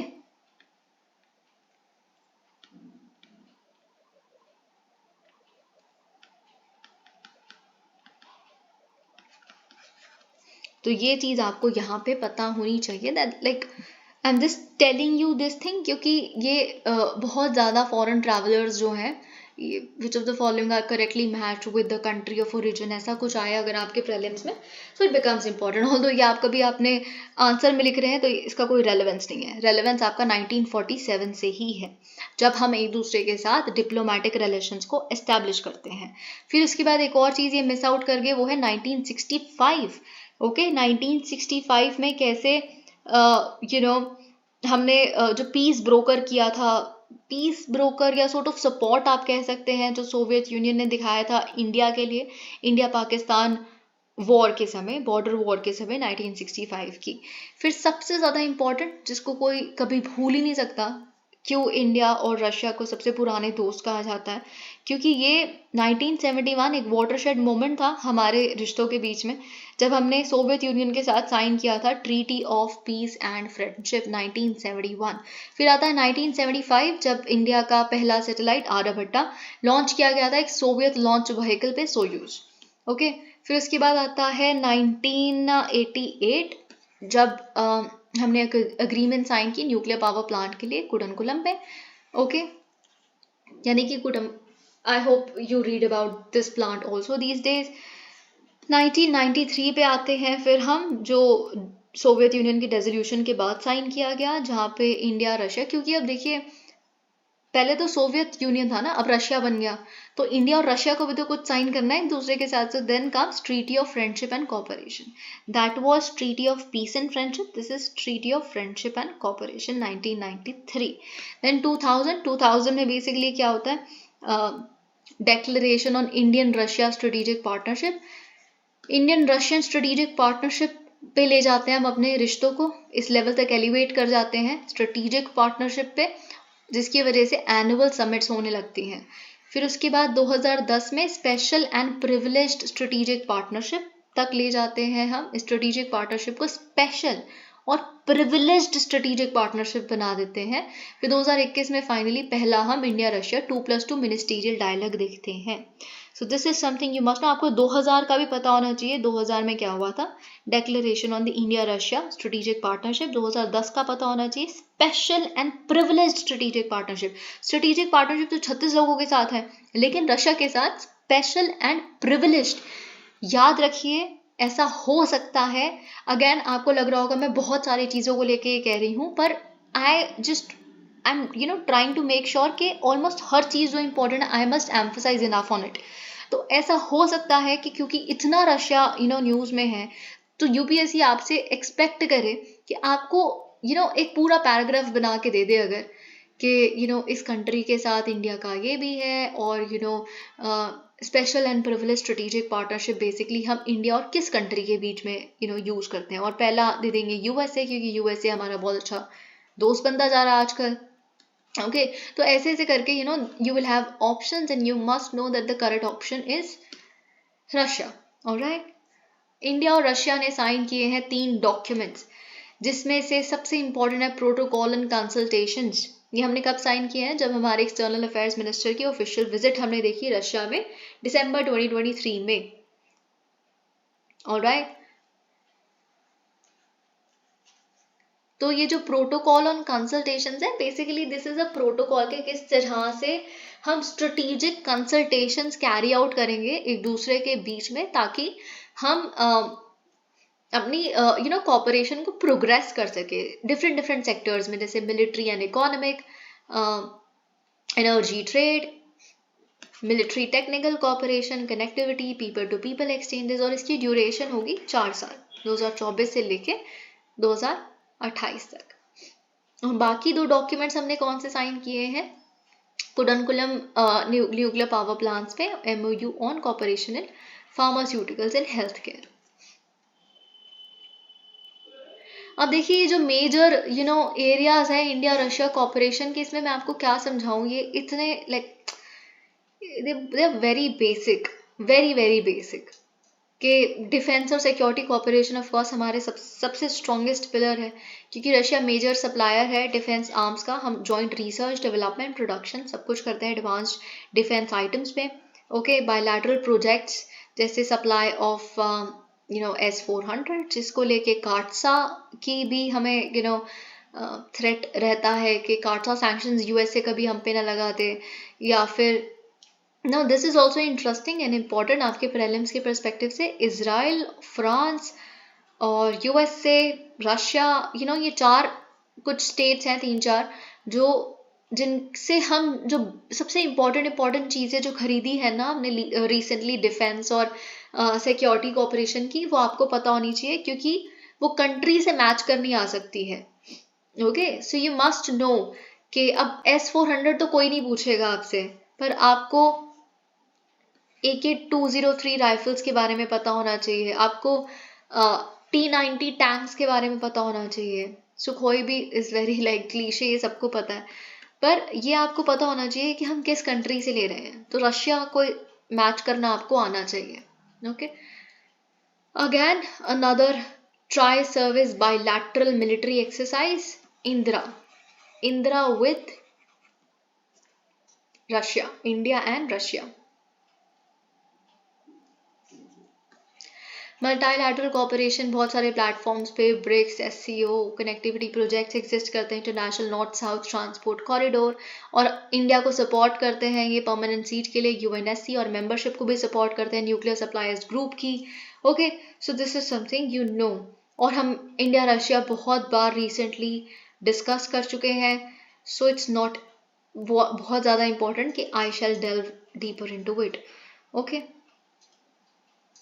now again India Italy relations. अब देखिए ये इंपॉर्टेंट नहीं है एज सच के आपको ये पता होना चाहिए कि इंडिया इटली रिलेशंस में क्या कंसर्न्स हैं या फिर क्या वे फॉरवर्ड है। इस तरह का क्वेश्चन तो इज लाइक वेरी अनलाइकली, लेकिन क्योंकि जॉर्जिया मेलोनी जी और इटली काफ़ी रिसेंटली इम्पॉर्टेंट हो गया है, ऐसे बिल्कुल लेमन टर्म्स में कह रही हूँ मैं, मतलब इंडियन पॉपुलेस के अमंगस्ट। तो ऐसा हो सकता है कि एक ब्रॉड बेस्ड क्वेश्चन आए कि फॉर एग्जाम्पल IMEC की जो हमने जो G20 पे लॉन्च किया इंडिया ने, IMEC की जो फीजिबिलिटी है वो केवल बड़ी पावर्स पे नहीं निर्भर करती, but smaller European powers like Italy, Greece, जैसे ग्रीस के प्राइम मिनिस्टर ने भी रेसिना डायलॉग पे कहा कि हम चाहते हैं कि डिस्पाइट द इजराइल गाजा और Hamas war going on, we must like pursue it बहुत जल्दी। IMEC, it's very important, it will bring a lot of benefit for the humankind, mankind, ये सब ठीक है। तो जो क्वेश्चन इस तरह का ब्रॉड बेस्ड हो सकता है कि इसका सिर्फ लार्जर पावर्स पे डिपेंड नहीं करती feasibility like, but on smaller powers like Italy, Greece, etcetera. तो आपको कुछ पता होना चाहिए, like have something about Italy and India relations. Okay, तो हमने अभी क्या अप्रूव की है recently, migration and mobility agreement, किसके बीच में, इंडिया और इटली के बीच में। की प्रोविजंस क्या है कि इंडियन स्टूडेंट्स जब एक बार अपना कंप्लीट कर लेंगे कोई भी ट्रेनिंग वो जो इटली में लेने गए हैं, एकेडमिक या वोकेशनल, तो उनको ग्रांट किया जा सकता है एक टेम्परेरी रेजिडेंस वहाँ का 12 महीने तक। ओके, तो ऐसा नहीं है कि उनको फटाफट से भाग के यहाँ आना है या समथिंग लाइक दैट। वर्कर्स के लिए हम बात करें तो इटालियन साइड ने बेसिकली रिजर्व किया है Kota for non seasonal and seasonal Indian workers के, इतना बेसिकली हम वर्कर्स के लिए रिजर्व कर रहे हो कि these many workers are allowed और these many workers will be targeting और वटेवर, इतना नंबर 2023, 2024, 2025 के लिए। ओके, तो ये 5 साल के लिए फोर्स में रहेगा, फिर ऑटोमेटिकली रिन्यू हो जाएगा, और तब तक रिन्यू होता रहेगा जब तक इसमें से हम में से कोई एक इसको टर्मिनेट ना कर दे। ओके, आप जानते हैं इंडिया और इटली कोई नए दोस्त नहीं है, हम एंशिएंट सिविलाइजेशंस हैं जिन्होंने हजारों साल से एक दूसरे के साथ एक कम्युनिकेशन मेंटेन किया है 2000 years और more than that via the spice route। और मॉडर्न पॉलिटिकल रिलेशंस की बात करें तो वो एस्टैब्लिश हुए थे 1947 में। मेजर एरियाज क्या हैं हम दोनों के बीच के एंगेजमेंट के? पॉलिटिकल रिलेशंस, जी हाँ बिल्कुल। रेगुलर एक्सचेंज ऑफ विजिट्स, आप जानते हैं इंडियन पीएम ने अपनी फर्स्ट ऑफिशियल विजिट इटली में की थी अक्टूबर 2021, वहाँ पे जो G20 समिट थी वो अटेंड करने के लिए। फिर मार्च 2023 में very important guest of honour Raisina dialogue की इटालियन प्राइम मिनिस्टर थी। ओके, तो first ever state visit to India basically Italy का यहाँ पे हुआ था। सॉरी। इकोनॉमिक रिलेशंस, इटली आप जानते हैं इंडिया का 4th लार्जेस्ट ट्रेडिंग पार्टनर है EU में। Bilateral trade, balance of trade India के फेवर में है 14.25 billion 2022-2023। Okay, now this is important. जो मैंने आपको ऊपर एक ब्रॉड बेस सा क्वेश्चन बताया ना, तो आपको उन चीज़ों में बेसिकली बताना है कि अच्छा why are the small nations important. अब इटली, अगर मैंने स्पेसिफिकली क्वेश्चन में इटली आपके लिए मेंशन किया है, ग्रीस आपके लिए मेंशन किया है, तो ये इटसेट्रा लिख दिया आगे, तो है ना। आप इटसेट्रा में तो जो लिखोगे वो बात की बात है, कुछ तो इटली ग्रीस पे लिखोगे, है ना। तो आप बताओगे कि देखिए, और ग्रीस का भी ऑलमोस्ट सेम रीजन है ना। अभी ग्रीस के प्राइम मिनिस्टर ने जो इतना कुछ, खैर आई am talking about Italy here, कि स्ट्रेटेजिक इंपॉर्टेंस है इटली की हमारे लिए बहुत ज्यादा। हम अपने रिलेशंस को एलिवेट कर चुके हैं, स्ट्रेटेजिक पार्टनरशिप पे ले जा चुके हैं। कब? जब इटालियन प्राइम मिनिस्टर यहाँ आई थी, ठीक है, मार्च 2023 में। अब एक कनेक्शन हमें ना मिल गया, हमने आइडेंटिफाई किया कि इटली को ना हमें इस तरह से नहीं देखना चाहिए कि वो यूरोपियन पावर है, हम इंडो पैसिफिक के मेजर प्लेयर हैं, राइट। हम यहाँ पे security and growth for all in the region and वैसे भी इंडो पैसिफिक के हम लीडिंग प्लेयर हैं, है ना। और इटली का बैठा है मेडिटेरेनियन सी पे, और आप ये कह सकते हैं that it acts like a natural bridge towards the Indo Pacific, so there is a connection. और इटली ने रिसेंटली क्या डिसाइड किया? That we will withdraw from, that they will withdraw from belt and road initiative of China. Italy ने shock कर दिया था पूरे Europe को BRI ज्वाइन करके।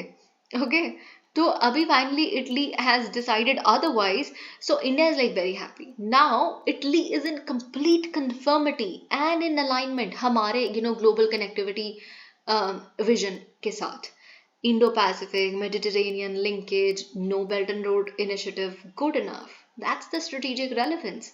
Okay, so this is important for you. Rest you can see have like something के अच्छा हमें क्या पता होना चाहिए, लेकिन हमारे बीच में ट्रस्ट डेफिसिट इन दो केसेस को लेके एग्जिस्ट करता है। एक इटालियन मरीनर्स केस है जिसमें आप जानते हैं कि 2020 में verdict I permanent court of arbitration की, देन इट गॉट एंडेड, लेकिन India definitely was not on a good spot. फिर ऑगस्टा वेस्टलैंड हेलीकॉप्टर स्कैंडल, जिसके वजह से हमने लियोनार्डो जो कंपनी है उनके लाइसेंस को और उनको बैन कर दिया कि वो इंडियन डिफेंस मार्केट में बेसिकली कोई काम नहीं कर सकते, क्योंकि यहाँ पे हमें ब्राइबरी का इशू दिखा था इस कंपनी पे। Like have something an idea about it. Okay, सबसे इंपॉर्टेंट है genocide convention, international court of justice, ICC, international Criminal court, ये सब कुछ आपके प्रीलिम्स मेंस के पर्सपेक्टिव से इंपॉर्टेंट है, वेरी वेरी इंपॉर्टेंट। ओके, तो सबसे पहले तो इंटरनेशनल कोर्ट ऑफ जस्टिस ने अपनी इंटरिम रूलिंग दी है। आप जानते हैं ICJ कौन गया है? South Africa. क्या केस लेके गया है साउथ अफ्रीका? के इजराइल देखिए इस तरह के जो एक्ट्स कर रहा है गाजा स्ट्रिप में, वो जेनोसाइडल इन नेचर है, राइट। तो अब ये जेनोसाइड है कि नहीं है, इसको डिसाइड करने में तो सालों लगेंगे, ये इतना जल्दी नहीं होता ये सब कुछ, क्योंकि वो इंटरप्रिटेशन और ये वो फील्ड विजिट्स बहुत कुछ होता है, बहुत कुछ। ओके, तो अभी हमें क्या चाहिए ICJ से कि वो ऑर्डर कर देते कि सीज फायर हो जाए इमीडिएटली, लेकिन वो इन्होंने नहीं किया। ओके, तो ये जो south Africa versus Israel case है ICJ का, वो यही कहता है कि मिलिट्री ऑपरेशंस जो गाजा में इजराइल कंडक्ट कर रहा है, they have violated genocide convention. लेकिन ICJ ने क्या बोला कि देखिए इजराइल मस्ट टेक जो भी मेजर्स पॉसिबल है to prevent to prevent genocidal acts in Gaza Palestine, है ना। लेकिन इन्होंने ना ही सीज फायर ऑर्डर की और ना ही इजराइल को अभी तक गिल्टी बताया है, कि इन्होंने बोला सिर्फ प्रिवेंट कर लो, मतलब हो रहा नहीं हो रहा ये कुछ बोला ही नहीं। ओके, और इसको भी समय लगेगा, खैर इतना जल्दी ये सब कुछ नहीं भी हो सकता, पर इनसे सीज फायर का। अब देखिए यहाँ पे भी आपने 100 एडिटोरियल्स देखे होंगे न्यूज़पेपर्स में कि although it does not carry any weight, लेकिन इसका सिग्निफिकेंस आईसीजे के इस रूलिंग का ये है कि ये एक प्रेशर डालेगा इजराइल की जो इस समय ग्लोबल स्टैंडिंग है उसको डैम्पन करने की कोशिश करेगा, उनकी मॉरल जो विजिबिलिटी है जो कि अब पता नहीं है कि नहीं, whatever, but we are not going there, है ना, पर कहीं ना कहीं उस पर क्वेश्चन डालेगा। So that was like the thing, okay, जो हम एक्सपेक्ट कर रहे थे, तो कहीं ना कहीं ये जो आईसीजे और जैसे मैंने नैम के केस में बताया, वो ये जो प्लेटफॉर्म्स होते हैं वो यही करते हैं। ओके, अब जेनोसाइड जो शब्द है वो बेसिकली किसने कॉइन किया था? पॉलिश लॉयर ने, जिनका नाम है राफेल लेम्किन, 1944 में। इस टर्म को डेवलप ही, आपको अगर जेनोसाइड कन्वेंशन पे एक सवाल मिलता है और जेनोसाइड पे एक स्टेटमेंट है उसमें, तो आपको ये लिखा जाएगा कि जेनोसाइड टर्म जो डेवलप हुआ था वो नाजी पॉलिसीज जो थी, जिसमें एक सिस्टमैटिक मर्डर हुआ था ज्यूइश पीपल का होलोकास्ट के दौरान, वो इन्हीं को देख के बेसिकली ये शब्द आया था जेनोसाइड, जो नाजी पॉलिसीज ने किया था ज्यूज के साथ। ओके, फिर इसको जेनोसाइड को पहली बार रिकॉग्नाइज किया गया था एक क्राइम के रूप में इंटरनेशनल लॉ में 1946 में यूनाइटेड नेशंस जनरल असेंबली द्वारा। अब जेनोसाइड कन्वेंशन को अगर हम ऑफिशियली देखें तो क्या बोलते हैं? Convention on the prevention and punishment of the crime of genocide 1948। पहली बार इसने कोडिफाई किया था जेनोसाइड के क्राइम को, और ये पहली ह्यूमन राइट्स ट्रीटी थी जो यूनाइटेड नेशंस जनरल असेंबली ने अडॉप्ट की थी। अब ये जो क्राइम है जेनोसाइड का, ये जेनोसाइड कन्वेंशन 1948 जो है ये डिफाइन भी करता है। आर्टिकल 2 जो है बेसिकली जेनोसाइड कन्वेंशन का, वो जेनोसाइड को डिफाइन करता है। What is a genocide? These are like acts committed with the intention to destroy, चाहे पूरी तरह या कुछ सेक्शन या फिर कुछ पार्टली हम डिस्ट्रॉय करने की जब हम कोशिश करते हैं, हमारा इंटेंशन होता है एक नेशनल ग्रुप को या फिर एक एथनिक ग्रुप को, एक रेशियल ग्रुप को या रिलीजियस ग्रुप को, ये बचे ही ना बेसिकली, इस तरह से डिस्ट्रक्शन, ठीक है, ये हमारा इंटेंशन है। So that is called genocide. और इस कन्वेंशन के हिसाब से, वेरी इंपॉर्टेंट आपके प्रीलिम्स के पर्सपेक्टिव से, इस कन्वेंशन के हिसाब से जो जेनोसाइड है वो एक ऐसा क्राइम है कि सिर्फ वॉर के समय ही जेनोसाइड नहीं होता कि पूरा का पूरा एक पॉपुलेशन खत्म करने की या उनको डिस्ट्रॉय करने की आपकी मंशा है, बल्कि पीस के समय भी ऐसा हो सकता है। तो आपके प्रीलिम्स में ऐसा लिखा हो कि genocide takes place only during the times of war, no. Okay, membership India has signed 1949 में, रैटिफाइड 1959 में, रैटिफाइड बाय 153 स्टेट्स की ऑब्लिगेशन है कि वो जब आप साइन कर लें इसको, तो आप ऑफ कोर्स कभी भी जेनोसाइड कमिट ना करें, अपनी किसी भी पॉपुलेशन के एक सेक्शन को डिस्ट्रॉय करने की कोशिश। और आप तो नहीं करेंगे ऑफ कोर्स, आपका तो रोल ही प्रोटेक्शन है अपनी पॉपुलेशन का, पर आप वो मेजर्स भी लें जिससे प्रिवेंट हो सके जेनोसाइड। कोई एक सेक्शन किसी और सेक्शन के साथ ऐसा करने की ना सोचे, या फिर अगर किसी ने ऐसा कभी किया है तो उसके क्राइम को पनिश भी करना, ठीक है, इंक्लूडिंग बाय एनैक्टिंग। ऑफ कोर्स आपको जेनोसाइड कन्वेंशन को अगर आप ऑब्लाइज करते हैं तो आपको एक रेलेवेंट लेजिस्लेशन, एक रेलेवेंट लॉ भी लेके आना चाहिए, जो बेसिकली किस तरह से आप पनिश करेंगे अपने परपेट्रेटर्स को एंड ऑल दैट। इंडिया ने अभी तक ऐसा कोई लॉ नहीं एनैक्ट किया है। ओके, जूरिसडिक्शन, आईसीजे हेयर करता है केसेस को रिलेटेड टू, अब देखिए जेनोसाइड कन्वेंशन की इंटरप्रिटेशन, एप्लीकेशन, है ना, ये कौन डिटरमाइन करेगा? आईसीजे। तभी तो साउथ अफ्रीका कहाँ गया है? ICJ. Okay, so this is something you must no.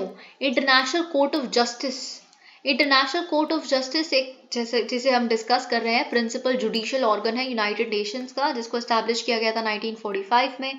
Headquarters कहाँ है? The piece palace at the Hague, Netherlands. ये केवल ऐसा एक मात्र प्रिंसिपल ऑर्गन है यूनाइटेड नेशंस का जो न्यूयॉर्क में नहीं लोकेटेड है बल्कि हेग नेदरलैंड्स में लोकेटेड है। इसका रोल क्या है? लीगल डिस्प्यूट्स को सेटल करना इंटरनेशनल लॉ के हिसाब से, और एडवाइजरी ओपिनियंस को भी प्रोवाइड करना, और जो भी जजमेंट यहाँ से निकलती है it has to be like it is binding on the parties to a case, और इसके खिलाफ कोई अपील नहीं एग्जिस्ट करती। आईसीसी पे क्वेश्चन भी एमसीक्यूज में एग्जिस्ट करता है। I do believe and I am assuming कि आप अभी तक सॉल्व कर चुके हैं। आईसीसी इज इम्पॉर्टेंट क्योंकि पुतिन जी के खिलाफ, I mean mister Putin, against him ICC ने पहले ही एक वारंट रिलीज किया हुआ था। So ICC is also important, ICJ is also important. 15 जजेस होते हैं। अगर हम कॉम्पोजिशन की बात करें, इंडिया करंटली सर्व्स 1 जज जो 9 साल के लिए इलेक्ट किए जाते हैं United Nation General Assembly, United Nation Security Council द्वारा। Official language English and French. अगर हम आईसीसी के साथ कंपेयर करें तो सबसे बड़ा डिफरेंस ये है कि आईसीजे, बहुत ध्यान से सुनिए, आईसीजे डिस्प्यूट्स सुनता है नेशंस के बीच में ओवर मैटर्स ऑफ लॉ, लेकिन आईसीसी क्या करता है? अगर मैंने आपको बताया पुतिन के खिलाफ एक वारंट रिलीज किया गया था, तो क्या करता है ये? इंडिविजुअल्स को क्रिमिनल चीजों के लिए रिस्पॉन्सिबल ठहराता होगा फॉर ऑफेंसिव, है ना, ऑफेंसेस जो इंडिविजुअल्स करते हैं, आईसीसी ये करता होगा, okay, for crimes against humanity. International Criminal Court को एस्टैब्लिश किया गया था Rome Statute of International Criminal Court द्वारा 1998। सबसे बड़ा डिफरेंस तो यही आ गया, और ये प्रिंसिपल ऑर्गन है यूनाइटेड नेशंस का। ICC is also headquartered in the Hague, Netherlands। क्या पता एक पूरा क्वेश्चन इन दोनों के बीच में डिफरेंस ही आ जाए, 4 स्टेटमेंट्स इन दोनों के बीच में डिफरेंस से related, that this is headquartered in New York but this is headquartered in Netherlands, ऐसा करके कुछ मैनिपुलेशन। ये एक इंटरनेशनल कोर्ट है जो इन्वेस्टिगेट करता है और प्रोसिक्यूट भी करता है इंडिविजुअल्स को, अपनी पुलिस फोर्स से नहीं, स्टेट कॉर्पोरेशन पर रिलाई करता है अरेस्ट और सरेंडर के लिए, ओके। इंडिविजुअल्स को प्रोसिक्यूट करता है accused of serious international crimes like genocide, crimes against humanity, war crimes, aggression. India is not a member. That is something you must know. India is not a member of this particular, like, Rome Statute वाला चीज, okay. So this is something, और ये इसकी jurisdiction जो है वो सिर्फ उन क्राइम्स पे लागू होती है जो जुलाई 1, 2002 के बाद हुए, जब Rome Statute came into force, actually entered into force, okay. Only states are eligible. कोई भी इंडिविजुअल उठ के खुद नहीं जा सकता, एनजीओज नहीं जा सकती, कॉरपोरेशंस नहीं जा सकती, जजमेंट्स फिर से बाइंडिंग है, विदाउट अपील है, ओके। अब देखिए यहाँ पे आपको क्या पता होना चाहिए, the global cooperation barometer 2024 report, ये किसने रिलीज की है? आपको यही पता होना चाहिए, world economic forum, McKinsey and company की कोलैबोरेशन में, द ग्लोबल कॉपरेशन बारोमीटर। अब ऑफ कोर्स क्या है ये? बेसिकली एक टूल की तरह एक्ट करेगा ताकि हम समझ पाएं कि किस लेवल का कॉपरेशन एग्जिस्ट करता है डिफरेंट पैरामीटर्स में। 5 डायमेंशंस यहाँ पे आइडेंटिफाई किए गए हैं, ओके। तो क्योंकि इन 5 पिलर्स को इसलिए चूज किया गया क्योंकि इनका ग्लोबल डेवलपमेंट पे बहुत बड़ा इम्पैक्ट है, ठीक है। जैसे आप ये देख सकते हैं, pillar number 1 is trade and capital, pillar number 2 is innovation and technology, pillar number 3 is climate and natural capital, 4 health and wellness, 5 peace and security. तो अगर मैं सब कुछ एक जगह एक बार साइड पे रख दूं तो आपके लिए सबसे पहले इंपॉर्टेंट चीज है ग्लोबल कॉपरेशन बारोमीटर में सबसे इंपॉर्टेंट चीज तो एक्चुअली यही है कि कौन रिलीज किया, किसने किया है ये रिपोर्ट, तो वो है WEF, किसके साथ? मैकेंजी एंड कंपनी के साथ, है ना। और WEF को तो आप जानते ही हैं, 1971 में एस्टैब्लिश किया गया, Geneva Switzerland, not for profit foundation, है ना जी। दिस इज समथिंग, ये रिपोर्ट्स भी जानते हैं, हजारों बार रिपोर्ट्स पे इसकी क्वेश्चन आ चुका है। फिर आपके लिए इंपॉर्टेंट है कौन से पिलर्स हैं इस रिपोर्ट में, मे बी ये ऑप्शंस हो आपके, ठीक है। Trade and capital, innovation and technology, climate and natural capital, health and wellness, peace and security. तो हम बेसिकली कैसा कैसा परफॉर्म किया, या आप ये बिल्कुल फैक्चुअल चीजें हैं, खुद से पढ़ सकते हैं, लेकिन यहाँ पे मुझे आपको बताना था कि रिपोर्ट ने सजेस्ट क्या किया है ग्लोबल कॉपरेशन को फॉस्टर करने के लिए।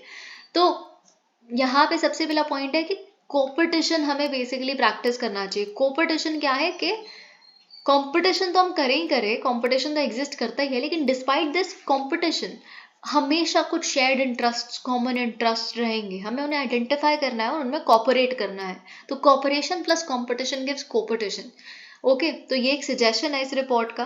Raise the capabilities of management, management related capabilities को बढ़ाने की जरूरत है। अंडरस्टैंड करना है पहली बात तो ग्लोबल कनेक्शन और जियो पोलिटिकल रियालिटीज को, इनका क्या इम्प्लीकेशन हो सकता है बिजनेस के लिए, है ना। तो ये हर मल्टीनेशनल कॉर्पोरेशन को सबसे पहली चीज करनी चाहिए, और फिर इसकी मैनेजमेंट रिलेटेड एफिशिएंसीज को बढ़ाना चाहिए। थिंक ऑफ डाइवर्सिफाइंग, डाइवर्सिफाई करने की सोचें, डीकपल नहीं कि बिल्कुल ही एस्केप कर जाएंगे, छोड़ देंगे बस इन पार्टनर्स को, नहीं। पार्टनर अगर एक से आपको रिस्क लगता है तो और सेम चीज किसी और से भी खरीदना शुरू करें, सेम चीज के केस में किसी और के साथ भी डील करना शुरू करें, कि एक अगर आपको कट ऑफ कर दे कभी कल को कि हम बैन कर रहे हैं, अब किसी को एक्सपोर्ट ही नहीं करेंगे, तो you have another partner, so do that. पूरी तरह से विड्रॉ ना कर लें किसी भी पार्टनर से। ओके, इंक्लूसिव ट्रेडिंग सिस्टम इससे फॉस्टर होगा। प्रमोट इनोवेशन, कैसे हम क्रॉस बॉर्डर कोलैबोरेशन कर सकते हैं, फाउंडेशनल रिसर्च एंड डेवलपमेंट को लेके इंटरनेशनल स्टूडेंट एक्सचेंजेस हम प्रमोट कर सकते हैं, cross border patent application, simplified approaches for global regulation of frontier technology such as generative AI. Cyber collaboration हमें करने की जरूरत है, जिसमें हम पब्लिक प्राइवेट सेक्टर दोनों को इंटीग्रेट करें। ओके, ताकि जो शेयरिंग ऑफ डेटा है साइबर सिक्योरिटी थ्रेट्स पे, वो एफिशिएंटली स्मूथली हो सके, ताकि उस पर एक्ट किया जा सके। वल्नरेबल पॉपुलेशंस को सपोर्ट किया जाए, इंक्लूसिविटी और कैसे आएगी, कैसे सपोर्ट किया जाए इम्पैक्टेड इंडिविजुअल्स को जो कॉन्फ्लिक्ट जोन्स में है, zero down on something. Intensifying pandemic era cooperation, जी हाँ, ग्लोबल हेल्थ नॉर्म्स इंफ्रास्ट्रक्चर जो स्टैब्लिश किया गया था ड्यूरिंग या बिफोर पैंडेमिक, उसको प्रिजर्व किया जाए और फ्यूचर पैंडेमिक्स के लिए रेडी रहा जाए। एजिंग पॉपुलेशंस को एड्रेस किया जाए, क्रॉनिक कंडीशंस को एड्रेस किया जाए। Okay, so these are the things जो यहाँ पे लिखी हैं। ओके, अब देखिए यहाँ पे अगर मैं आपको प्लेसेस इन न्यूज, क्योंकि मैंने कहा था कि they do become important, so I have got to tell you something here, which is ये पर्टिकुलर चीज। आप जानते हैं कि ईरान ने रिटेलिएट किया था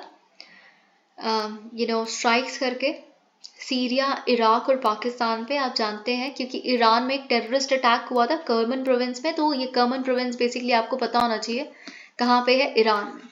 प्लेसेस इन न्यूज बता रही हूँ, ठीक है। और फिर ईरान ने जो स्ट्राइक्स की रिटेलिएशन में, वो जहाँ पे हुई वो आपको पता होना चाहिए। तो यहाँ पे देखिए सीरिया लिखा है। ओके, तो सीरिया में बेसिकली जो ईरानियन मिसाइल थी उसने टारगेट किया इस्लामिक स्टेट के बेसिस को, कहाँ पे, इडलिब में। तो आपको बेसिकली पता होना चाहिए कि इडलिब कहाँ है, सीरिया में। और अगर यहाँ पे हम अब देखिए स्पेलिंग गलत लिख दी है, इराक की बात, और जो अर्बिल है वो इराक में है। तो ये कंफ्यूजिंग हो सकता है आपके लिए बेसिकली अर्बिल और इडलिब। तो ये आपको याद रखना है, जो इडलिब है वो बेसिकली सीरिया में है और अर्बिल जो है वो इराक में है। Okay, so this is something you must no. Pakistan में तो बलूचिस्तान में आपको ये भी पता होना चाहिए, क्योंकि पाकिस्तान के बलूचिस्तान में ये बेसिकली अटैक हुआ था। तो आपको ये भी पता होना चाहिए कि पंजगुड़ बेसिकली कहाँ है, so it is actually in Pakistan. Okay, Panjgur भी कहते हैं कई लोग वहाँ के। सो this is something you must no आपके प्लेसेस इन न्यूज के परस्पेक्टिव से। और आपके लिए सबसे ज्यादा इंपॉर्टेंट यहाँ पे क्या है, we just see CEPA, UAE. Okay, UAE is very important.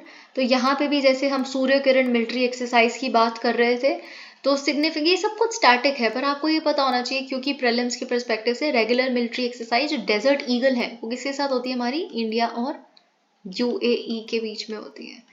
तो अब यूएई थोड़ा इंपॉर्टेंट ज़्यादा हो जाता है एक्चुअली हमारे लिए, क्योंकि जब से हमने सेपा साइन किया है, UAE India comprehensive economic partnership agreement, है ना, तब से हमारा जो ट्रेड है वो बहुत ज़्यादा बूस्ट हो गया है।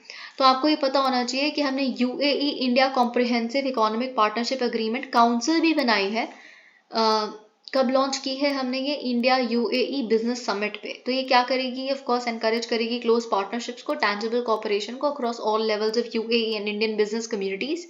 और ये यूआईसीसी जो है ये एम्फेसाइज करेगी स्टार्टअप्स पे, विमेन एंटरप्रेन्योर्स पे, एमएसएमईज पे, सर्विस सेक्टर्स पे। ओके, तो ये 2022 में जो सेपा आया था, ये इसने ऑफ कोर्स बायलैटरल ट्रेड जो है वो इंक्रीज कर दिया है बाय 15% जब से ये आया है। Okay, so this is something you can see. और यूएई और इंडिया बहुत स्ट्रॉन्ग पार्टनर्स बनते जा रहे हैं रिसेंटली। यूएई इंडिया का थर्ड लार्जेस्ट ट्रेडिंग पार्टनर है। 2022-23 का डेटा ये बताता है, चाइना और यूएस के बाद। और सेकंड लार्जेस्ट एक्सपोर्ट डेस्टिनेशन है यूएसए के बाद, ये आप जानते हैं, है ना। और मेरी टाइम हमने कॉपरेशन और regular military exercise, desert eagle देख ली। देखिए 5 साल में हमारा जो बायलैटरल मर्चेंडाइज ट्रेड है, गुड्स ट्रेड है, वो $100 बिलियन पे पहुंच गया है 5 साल में। कहाँ से? $43 बिलियन से 2021 में। This is huge, like this is like huge. Okay, तो ये चीज़ आपको यहाँ पे पता होनी चाहिए। और आपको ये पता होना चाहिए कि अंगोला ने विड्रॉ कर लिया है ओपेक से, तो आपको ओपेक की मेंबरशिप के बारे में पता होना चाहिए। This is something you must know. OPEC एक इंटर गवर्नमेंटल ऑर्गेनाइजेशन है जो ऑफकोर्स कोऑर्डिनेट करती है पेट्रोलियम पॉलिसीज पे, यूनिफाई करती है। ओके, ताकि फेयर प्राइस मिल सके उनको, पेट्रोलियम प्रोड्यूसर्स को। और ये एस्टैब्लिश हुआ था बगदाद कॉन्फ्रेंस पे 1960 में। किनके द्वारा? Iran, Iraq, Kuwait, Saudi Arabia, Venezuela. Again repeating, founding members कौन है? Iran, Iraq, Kuwait, Saudi Arabia, Venezuela. लेकिन और मेंबर्स कौन से हैं इनके? Algeria, Equatorial Guinea, Gabon, Libya, Nigeria, Republic of Congo, UAE. ये आपको पता होना चाहिए। लेकिन फिर एक कॉन्सेप्ट आता है ओपेक प्लस का, जिसमें 10 और मेंबर्स हैं, जिसमें से ऑयल एक्सपोर्टिंग नेशंस हैं, जिसमें रशिया भी है। ठीक है, इसका हेडक्वार्टर्स है वियना, ऑस्ट्रिया में। So this is something you must know. Thank you so much. Please like the video.